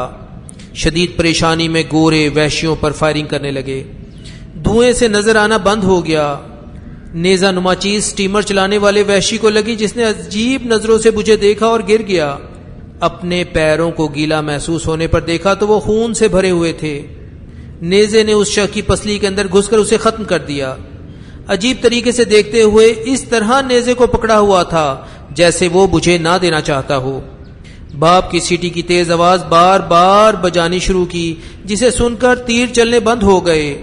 مایوسی اور غم کی آوازیں نکالتے دشمن دور ہونے لگے۔ ایک اور گورا میرے پاس آیا اور پریشان ہو کر اس لاش کو دیکھنے لگا جس کی آنکھیں ہم سے کوئی سوال کر رہی تھیں۔ چہرے پر ایسا افسوس اور غصہ تھا جسے بیان کرنا ممکن نہیں، مگر سوالیہ چمکدار نگاہیں اب تو بے نور ہو چکی تھیں۔ اس گورے کو زبردستی سٹیمر چلانے کا کام دے کر میں اپنے جوتے وغیرہ تبدیل کرتے ہوئے کہنے لگا کہ یہ مر گیا اور مسٹر کرٹس بھی اب تک دنیا سے رخصت ہو چکے ہوں گے۔ میرا سفر تو اسی سے ملاقات کے لیے تھا، تو اس کی موت کا سوچ کر مایوسی چھانے لگی۔ نہ اس سے ہاتھ ملا سکوں گا، نہ بات کر سکوں گا۔ تعریف اور برائی کے انداز میں مجھے بتایا گیا تھا کہ وہ دیگر تمام ایجنٹ سے زیادہ ہاتھی دانت حاصل کرتا ہے، کچھ چوری کر کے، کچھ عیاری اور مکاری سے، مگر میں تو متاثر تھا اس کی گفتگو کرنے کی اعلیٰ صلاحیت، قدرت کی طرف سے عطا کردہ زور بیان، اعلیٰ ترین اور بدترین کبھی جگمگاتا نور تو کبھی تاریک۔ پھر سوچا کہ شاید میری قسمت میں یہ تمام چیزیں دیکھنا لکھا ہی نہ تھا۔ ان وحشیوں کی غمناک آوازوں کی طرح میں نے بھی اپنے اوپر مایوسی مسلط ہوتے محسوس کی۔ مارلو نے تمباکو پینے کے لیے دیا سلائی جلائی تو کمزور چہرہ نظر آیا۔ بات جاری رکھی کہ تم ان حالات اور ماحول کو سمجھنے سے قاصر ہو کیونکہ یہاں پولیس تمہاری حفاظت کرتی ہے اور شاندار کھانے کھاتے ہو، تمام سال موسم بھی رہنے کے قابل۔ تم ان حالات کو نہیں سمجھ سکتے جب میں نے اپنے نئے جوتے دریا میں پھینکے، اور اب سوچتا ہوں کہ رو کیوں نہیں رہا تھا۔ میرے اندر برداشت کی بے پناہ قوت ہے۔ افسوس تو اس بات کا تھا کہ کرٹ سے ملاقات نہ ہو سکے گی، مگر یہ میری غلط فہمی تھی کیونکہ وہ تو میرا انتظار کر رہا تھا۔ اس نے مجھے بہت کچھ سنایا، اور وہ تھا بھی تو صرف آواز کی مانند۔ وہ اور دوسرے لوگ صرف آواز ہی تھے، یا پھر اس سے محض تھوڑا سا زیادہ۔ اس آواز کی تھوڑی سی یاد کبھی عظمت کی مانند تو کبھی بیوقوفانہ وحشیوں کی مانند، جیسے بالکل بھی اہمیت نہ ہو، میرے ارد گرد موجود رہتی ہے۔ اور وہ لڑکی بھی تو صرف آواز تھی۔ کافی دیر خاموش رہنے کے بعد مارلو نے دوبارہ کہنا شروع کیا، مگر عورت کا نہ اس کہانی سے کوئی تعلق ہے اور نہ میں ذکر کروں گا۔ مسٹر کرٹس کی حالت کسی مردے کی طرح کی تھی جب انہوں نے میری منگیتر کا ذکر کیا۔ کرٹس کا سر مکمل طور پر گنجا تھا، گیند یا پھر ہاتھی دانت کی مانند۔ ویرانے نے اس پر مزید محنت کی تھی، اس کے جسم و جان میں گھر کر چکا تھا، جسم کا گوشت ختم کر دیا تھا۔ اپنے راز میں شامل کرنے والی کسی رسم کے دوران کرٹس کی روح اپنی روح کے ساتھ ملا لی تھی۔ ویرانے نے اپنے لاڈ پیار سے اسے بگاڑ دیا تھا۔ کوئی یقین بھی نہیں کر سکتا کس قدر زیادہ ہاتھی دانت اس کی مٹی کی جھونپڑی میں موجود تھے، مگر مینیجر کی حقارت سے بھری ہوئی آواز نے بتایا کہ یہ تو زمین سے نکالے گئے ہیں۔ مگر وحشی ہاتھی دانت کو زمین کے اتنے اندر نہ دبا سکے جہاں تک کرٹس نہ پہنچ سکے۔ تمام سٹیمر ہاتھی دانت سے بھر چکی تھی، اور اس دوران مسٹر کرٹس پر مسرت آنکھوں سے اپنے خزانے کو دیکھتے رہے، بلکہ آخری سانس تک۔ اس کا خیال تھا کہ منگیتر اس کی ہے، ہاتھی دانت اس کے ہیں، اڈا اس کا ہے، دریا اس کا ہے، بلکہ ہر ایک چیز اس کی ہے۔ محسوس ہوتا کہ یہ بات سن کر ویرانہ شدید قہقہا مار کر ہنسے گا۔ یہ بات زیادہ اہمیت کی نہیں تھی کہ وہ ہر چیز کا مالک تھا، مگر اہمیت یہ بات رکھتی تھی کہ کرٹس کا مالک کون تھا، تاریکی کی کون کون سی طاقتیں اس پر قابض تھیں۔ یہ بات تو سوچتے ہی جسم میں کپ کپی دوڑنے لگتی ہے، چیونٹیاں رینگتی محسوس ہوتی ہیں۔ اس تاریک دنیا کے شیطانوں میں اسے بلند مرتبہ حاصل ہو چکا تھا، مگر تم تہذیب یافتہ دنیا میں رہتے ہو جہاں قانون تمہاری حفاظت کرتا ہے، تو اس ویران جگہ کا تصور بھی نہیں کر سکتے۔ جہاں قانون نہ ہو وہاں غلط راستے پر چلنا اور برائی کی طاقتوں سے تعلق جوڑنا آسان ہوتا ہے۔ میں مسٹر کرٹس کے بارے میں جاننے کا خواہش مند تھا، اور ختم ہونے سے پہلے انہوں نے مجھے اعتماد میں لینے کی عزت افزائی بخشی۔ ہم دونوں انگریزی میں گفتگو کر سکتے تھے۔ انہوں نے تعلیم کا ایک حصہ ہندوستان میں مکمل کیا، نیم انگریز ماں اور نیم فرانسیسی باپ۔ کرٹس کو اصلی کرٹس بنانے میں تمام یورپ نے حصہ لیا تھا۔ وہ کمیٹی جو بین الاقوامی طور پر کام کرتے ہوئے وحشیانہ رسوم و رواج کے خاتمے کی خواہش مند تھی، اس نے اپنی رہنمائی کے لیے کرٹس کو تجاویز پیش کرنے کا کہا۔ میں نے اس رپورٹ کا مطالعہ کیا جس کی زبان شاندار تھی، مگر محسوس ہو رہا تھا کہ ذہنی اور اعصابی طور پر پریشان ہے۔ 17 صفحے شاید ذہنی اطمینان کی حالت میں اس وقت لکھے ہوں گے جب اپنے اعزاز میں منعقد رسموں کے اختتام پر رقص وغیرہ کو دیکھا۔ ان تقریبات کا خود کرٹس مہمان خصوصی تھا۔ رپورٹ شاندار تھی۔ لکھا تھا کہ گوروں کی بہت زیادہ ترقی کے باعث انہیں اپنے آپ کو دیوتا بناتے ہوئے پیش کرنا چاہیے۔ اس بہت زیادہ طاقت کی بنیاد پر وحشیوں کی بھلائی کے کام ممکن ہے۔ شاندار رپورٹ کو پڑھتے ہوئے میں نے محسوس کیا جیسے ایک وسیع و عریض سنسان علاقے پر عظیم الشان حکمران بیٹھا ہے، البتہ عملی اقدامات کا کہیں تذکرہ نہ تھا۔ کافی دن کے بعد آخری صفحے پر کانپتے ہاتھوں کے ساتھ ایسے درج کیا گیا تھا جیسے صاف ستھرے آسمان پر اچانک بجلی چمک اٹھے۔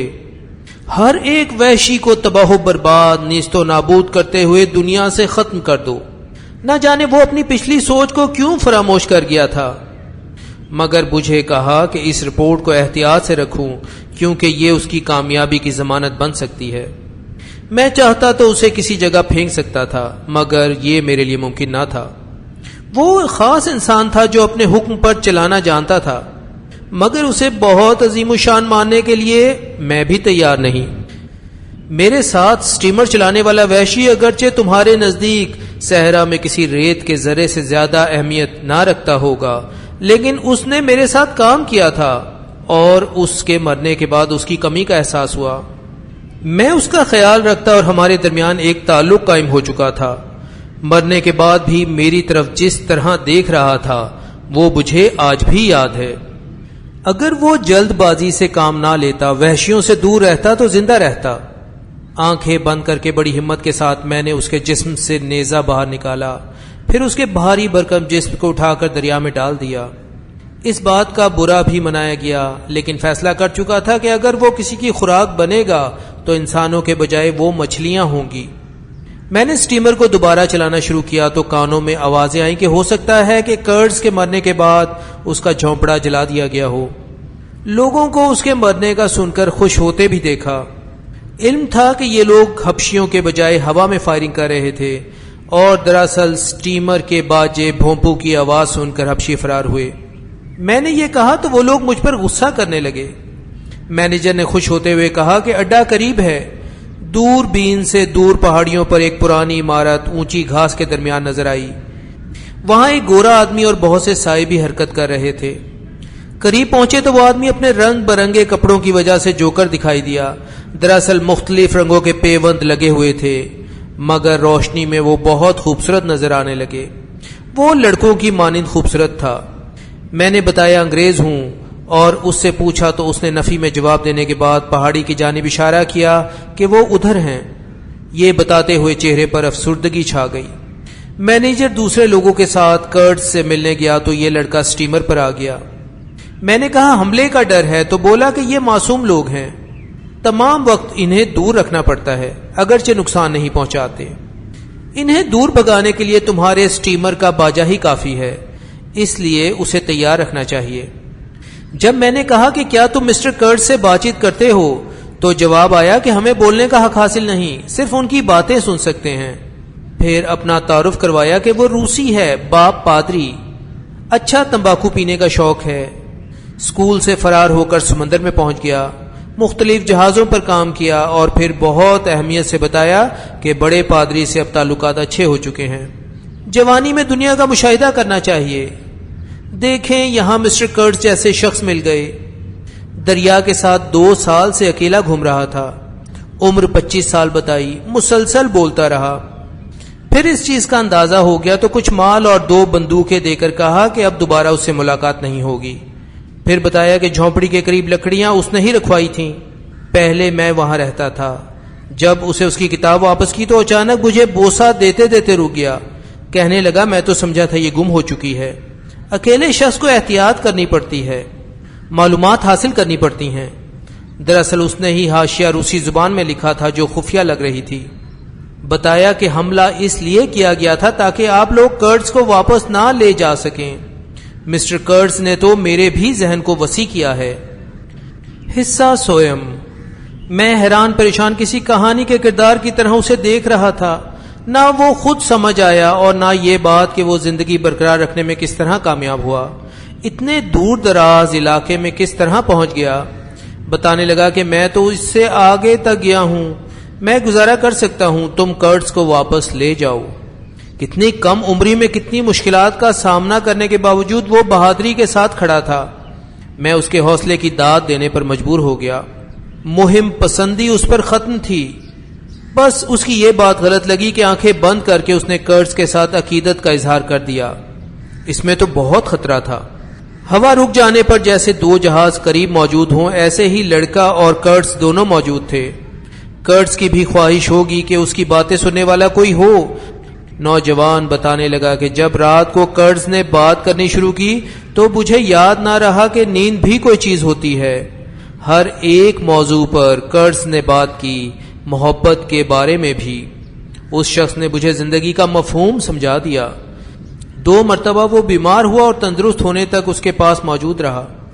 میں جب اس سے ملنے جاتا ہوں تو کئی دن تک انتظار کرنا پڑتا ہے۔ وہ دور دراز کے علاقوں تک جاتا ہے، بلکہ جھیل بھی تلاش کر لی۔ میرے پوچھنے پر نہ چاہتے ہوئے بتایا کہ اس کے پاس کافی اسلحہ ہے، لوگ اس کی پوجا کرتے ہیں۔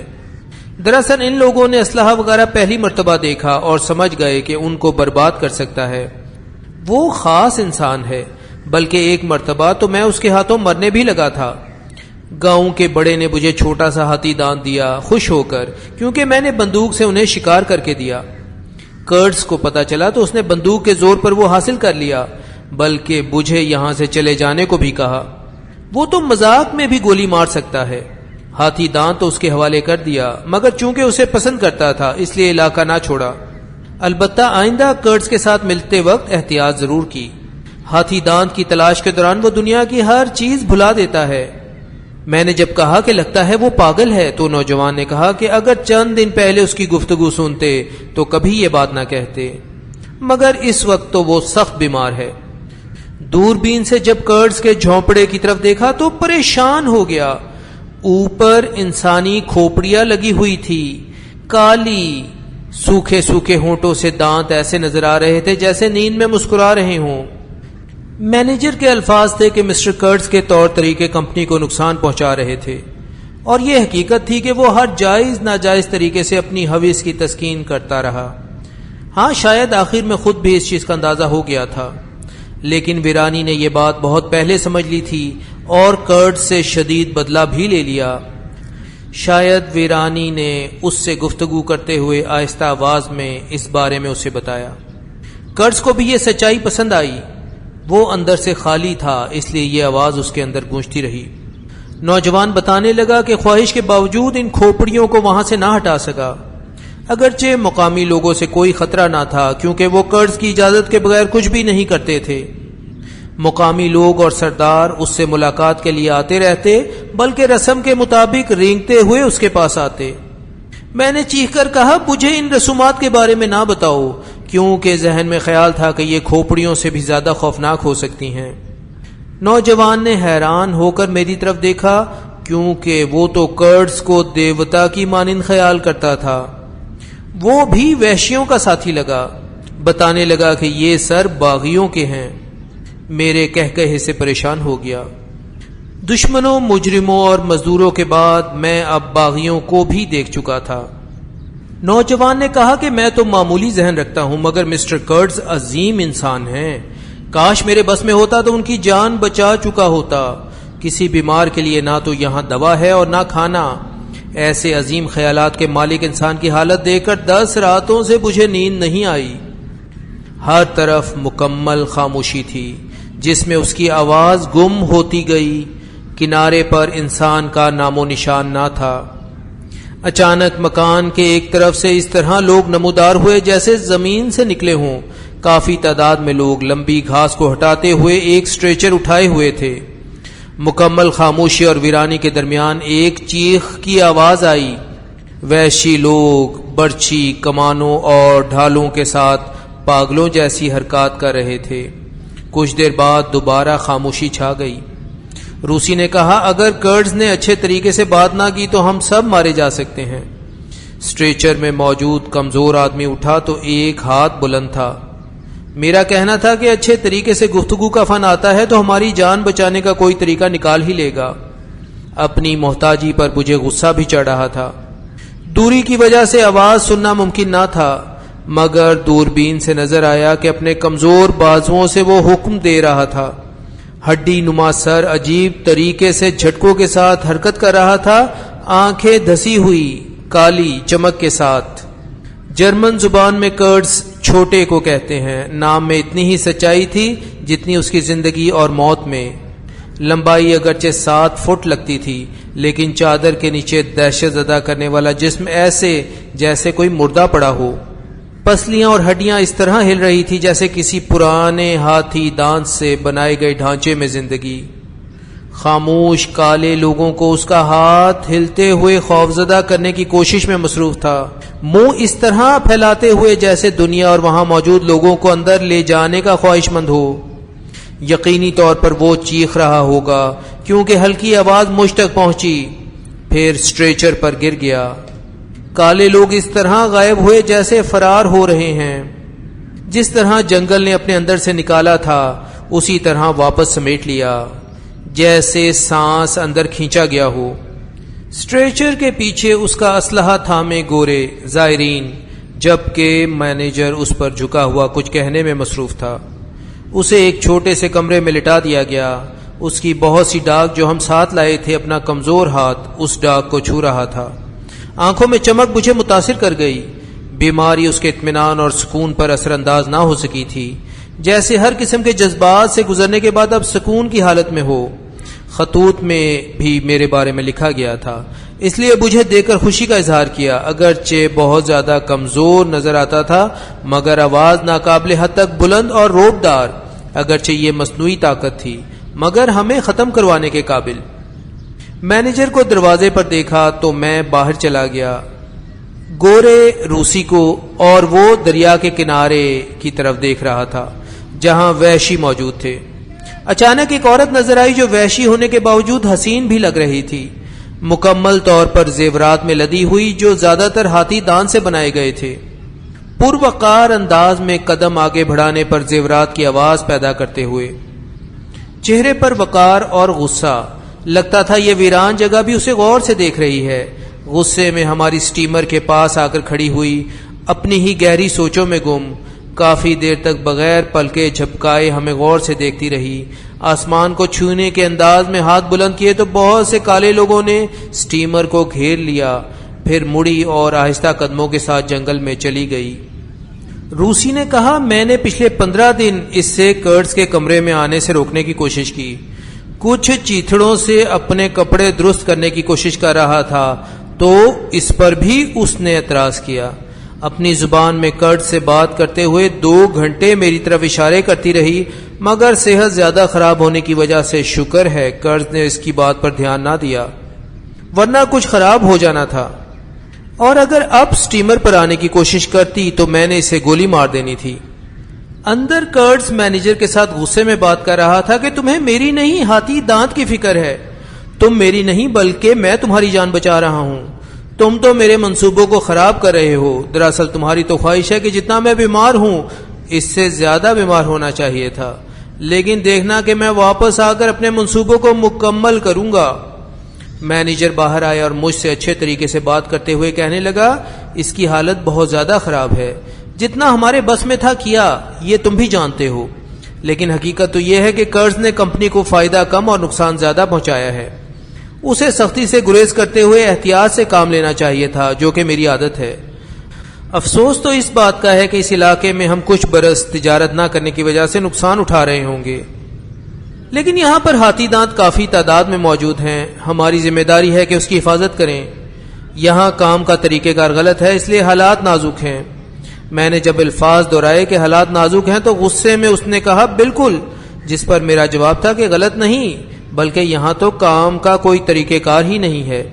میرے جواب سے وہ بہت خوش ہو گیا۔ جب اس نے کہا اعلیٰ حکام کو اس بارے میں اطلاع دینا ضروری ہے تو میرے منہ سے نکل گیا کہ وہ اینٹیں بنانے والا آپ کے مطلب کے مطابق رپورٹ بنا دے گا۔ میرا جواب سن کر وہ اچانک بہت حیران پریشان دکھائی دیا۔ مجھے انتہائی خراب ماحول کا احساس ہوا تو کرٹس کے متعلق سوچنے لگا۔ جب مینیجر سے کہا کہ کرٹس اہم شخص ہیں تو گہری نظروں سے اس نے میری طرف دیکھتے ہوئے کہا کہ یہ ماضی کی بات تھی۔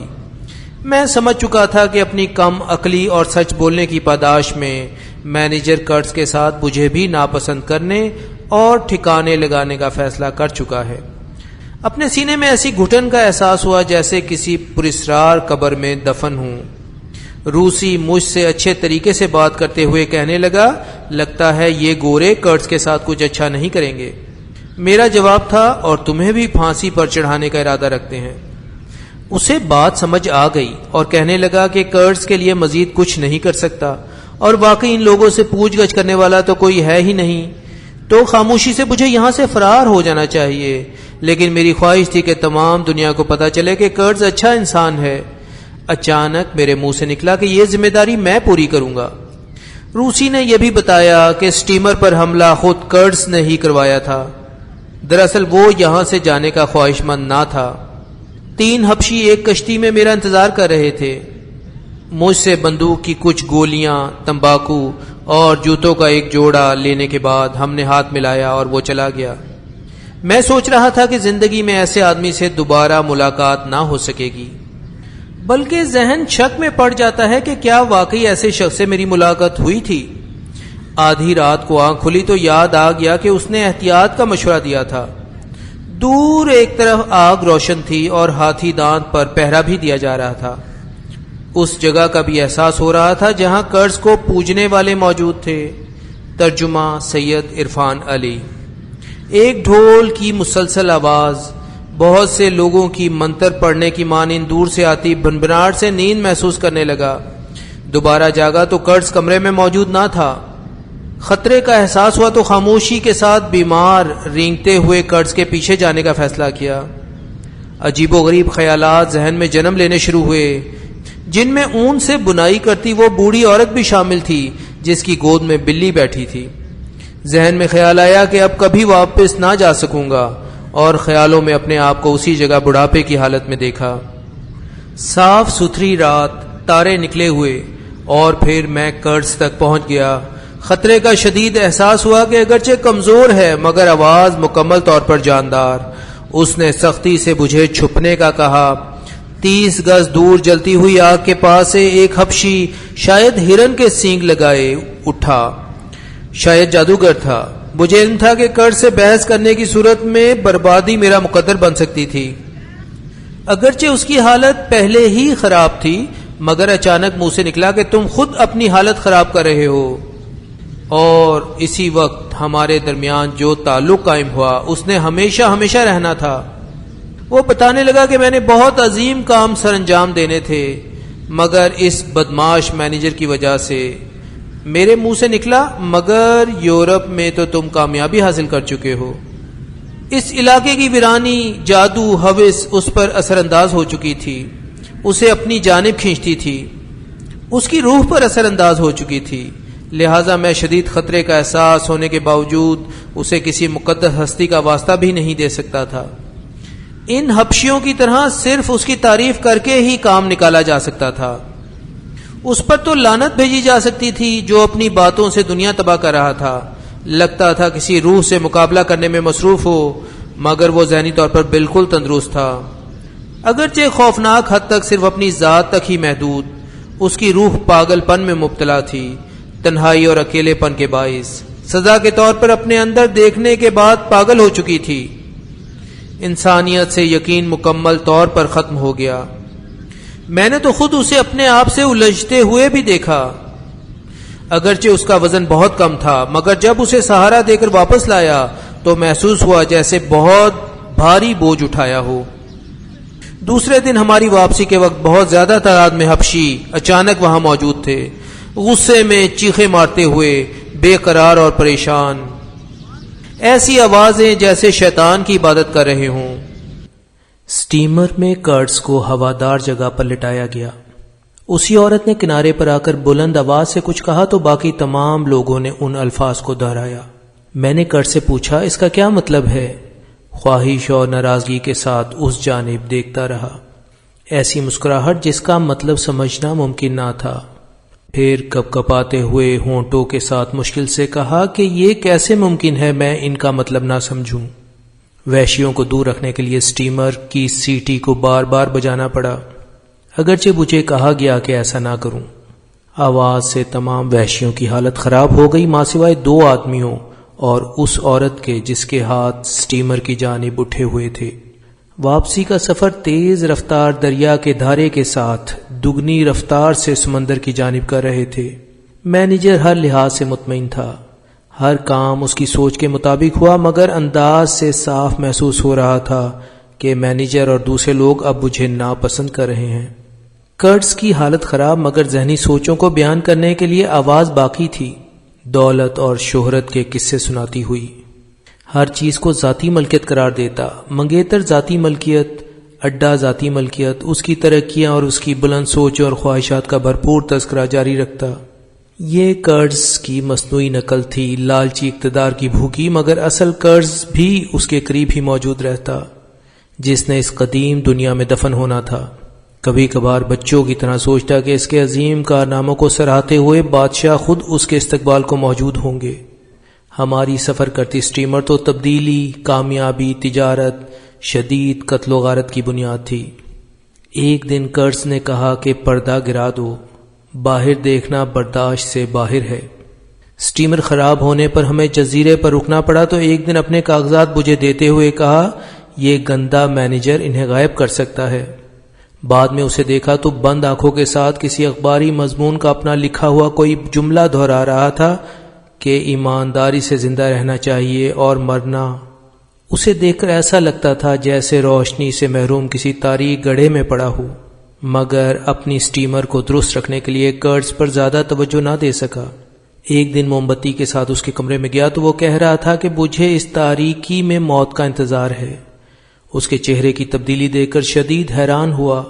وہ چہرہ جو ہاتھی دانت کی طرح لگتا تھا اب وہاں غم سے بھرا ہوا غرور، رحم نہ کرنے والی طاقت، دہشت سے شدید کمزوری ایسے ہی دکھائی دی جیسے ان لمحات میں وہ تمام زندگی دوبارہ بسر کر رہا ہو۔ پھر 2 مرتبہ ہلکی آواز میں چیخا، ہارر ہارر، وحشت وحشت۔ موم بتی کو بجھا کر کھانا کھاتے مینیجر اور دوسرے لوگوں کے ساتھ بیٹھ گیا۔ مینیجر مجھے دیکھ کر کچھ سمجھ گیا اور سکون محسوس کیا۔ مینیجر کے ساتھ رہنے والے کالے لڑکے نے قرض کے مرنے کی اطلاع اس طرح دی جیسے کسی معمولی انسان کے بارے میں بتا رہا ہو۔ باقی مرے ہوئے قرض کو دیکھنے کے خواہش مند تھے، مگر میں نے اپنی جگہ سے حرکت نہ کی اور مجھے ظالم تصور کیا گیا۔ وہاں روشنی تھی اور باہر مکمل اندھیرا۔ دوسرے دن گوروں نے کوئی چیز گندے گڑھے میں دفنا دی۔ دراصل وہ تو مجھے بھی اس کے قریب ہی کہیں دفن کر چکے تھے، مگر میں زندہ رہا اس کا ساتھ نبھانے کے لیے۔ بے رحم زندگی اور زندگی سے لڑتا رہا۔ میرے پاس شاید کہنے کو کچھ بھی نہ تھا، مگر قرض کے پاس دنیا کو بتانے کے لیے کچھ تھا اور بتایا، اس لیے کہہ دیا کہ اسے غیر معمولی قرار دیا جا سکتا ہے۔ قرض اس طرح کیوں غور سے دیکھ رہا تھا؟ میں نے چونکہ اس علاقے کا سفر کیا تھا اس لیے یہ بات جان سکتا تھا، جسے شاید موم بتی کا شعلہ تو نظر نہ آیا تھا، لیکن وہ نظر تمام دنیا کو اپنے اندر سمو سکتی تھی، تاریک دنیا کے تمام دلوں کے اندر گھسنے کی صلاحیت رکھنے والی۔ پھر 2 مرتبہ ہلکی آواز میں چیخا، ہارر ہارر، وحشت وحشت، اور ہر چیز کا خلاصہ ایک لفظ ہارر میں اس نے پیش کر دیا۔ اس لفظ میں سچائی اور ہلکی آواز میں بغاوت تھی، وحشیانہ سچائی، اس لیے اسے اہم اور غیر معمولی شخص قرار دیا جا سکتا ہے۔ اپنی تکلیف کو تو نہیں، لیکن قرض کی شدید ترین تکلیف کو میں نے محسوس کیا۔ میں تو وہاں پیر رکھنے کے بعد واپس آ گیا، مگر اسے ہر چیز دیکھنے کا موقع ملا۔ ہم دونوں میں یہی تو اصل فرق تھا۔ عالم غیب کے پار جاتے ہوئے لمحے میں عقل و دانش اکٹھا ہو جاتا ہے۔ قرض نے ہر چیز کو ایک لفظ ہارر میں بند کر دیا، جبکہ یہ میرے لیے ممکن نہ تھا۔ فتح جس قیمت پر حاصل کی گئی اس کا خلاصہ، اور اس فتح کی وجہ سے ہی قرض کا ساتھ دینے کا فیصلہ کیا۔ قرض کے ساتھ مجھے دفن نہیں کیا گیا تھا۔ مجھے ہلکا سا وہ دور اس طرح یاد ہے جس میں میری امید اور آرزو ختم ہو چکی تھی۔ دوبارہ لوگوں کے درمیان آیا تو انہیں زندگی کے فضول کاموں میں ادھر ادھر بھاگتے دیکھ کر سخت پریشانی محسوس کی۔ مصنوعی زندگی جیسے ہر طرح سے محفوظ ہوں، جس طرح بہت بڑے خطرے کا اندازہ لگانا ہی مشکل ہو، اور نہ ہی میری خواہش تھی کہ انہیں سچائی حقیقت حال سے آگاہ کروں۔ ہاں، ان بے وقوف لوگوں کو دیکھ کر ہنسنے کو دل چاہتا تھا۔ شاید صحت بھی کچھ خراب تھی، بخار۔ میری آنٹی نے میری صحت کی جانب توجہ دی، مگر جسم سے زیادہ ذہن اور اس کے خیالات کو ٹھنڈا کرنے کی ضرورت تھی۔ علم ہوا کہ قرض کی والدہ فوت ہو چکی ہیں، لہذا کاغذات میرے پاس ہی موجود رہے۔ بیماری کے دوران قرض کی منگیتر نے ان کی دیکھ بھال کی۔ مینیجر سے 2 مرتبہ انہی کاغذات پر لڑائی ہوئی۔ مختلف افسران وغیرہ ان کے لیے آتے رہے، مگر دینے سے مکمل انکار کر دیا۔ کمپنی کا خیال تھا کہ قرض کی شاندار صلاحیتیں اس علاقے کی معلومات حاصل کر چکی ہوں گی، اور اب کمپنی کو فائدہ اٹھانا چاہیے۔ سائنس کو بھی فائدہ پہنچ سکتا ہے۔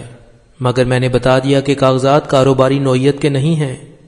البتہ وحشی لوگوں کے خراب رسم و رواج کو کس طرح ختم کیا جا سکتا ہے، نامی رپورٹ اسے پڑھنے کو دی، مگر پڑھنے کے بعد اس نے ناراضگی سے کہا کہ ہمیں تو کسی اچھی چیز کی امید تھی۔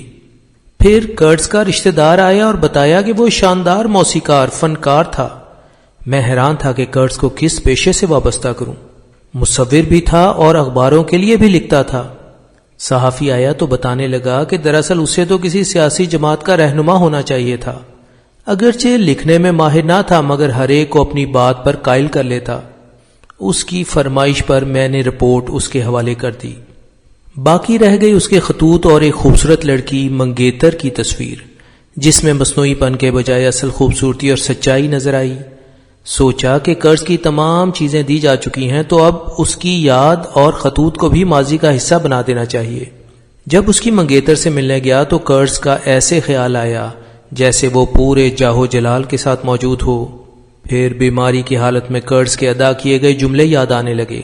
اس کے یہ الفاظ کے ہاتھی کہ یہ دانت کمپنی ہتھیانے کی کوشش کرے گی، جبکہ کمپنی نے نہ ان کے پیسے ادا کیے ہیں اور نہ ہی یہ اس کی ملکیت ہے، بلکہ یہ تو میرے ہیں اور مجھے انصاف کی خواہش ہے۔ گھنٹی بجائی تو ذہن میں ہارر ہارر کے الفاظ گونجنے لگے۔ ڈرائنگ روم میں بٹھایا گیا جہاں دوسری چیزوں کے ساتھ ایک بڑا پیانو بھی موجود تھا۔ 1 سال سے زیادہ وقت گزرنے کے باوجود ماتمی لباس پہنے ہوئے لڑکی آئی، جیسے فیصلہ کر چکی ہو کہ تمام زندگی ماتم کرنا ہے، وفاداری نبھانے، دکھ برداشت کرنے کا فیصلہ کر چکی ہو، اپنے غم برداشت کرنے پر فخر کر رہی ہو۔ عمر تھوڑی زیادہ تھی اور اس لڑکی کو دیکھ کر مجھے محسوس ہوا کہ جیسے واقعی کرٹس 1 سال پہلے نہیں ابھی فوت ہوا ہے۔ لگا جیسے کرٹس اور وہ لڑکی ایک ساتھ بول رہے ہوں۔ خطوط اس کے حوالے کیے تو کہنے لگی کہ آپ ان سے ملے تھے تو ان کو عظیم خیال کیا ہوگا۔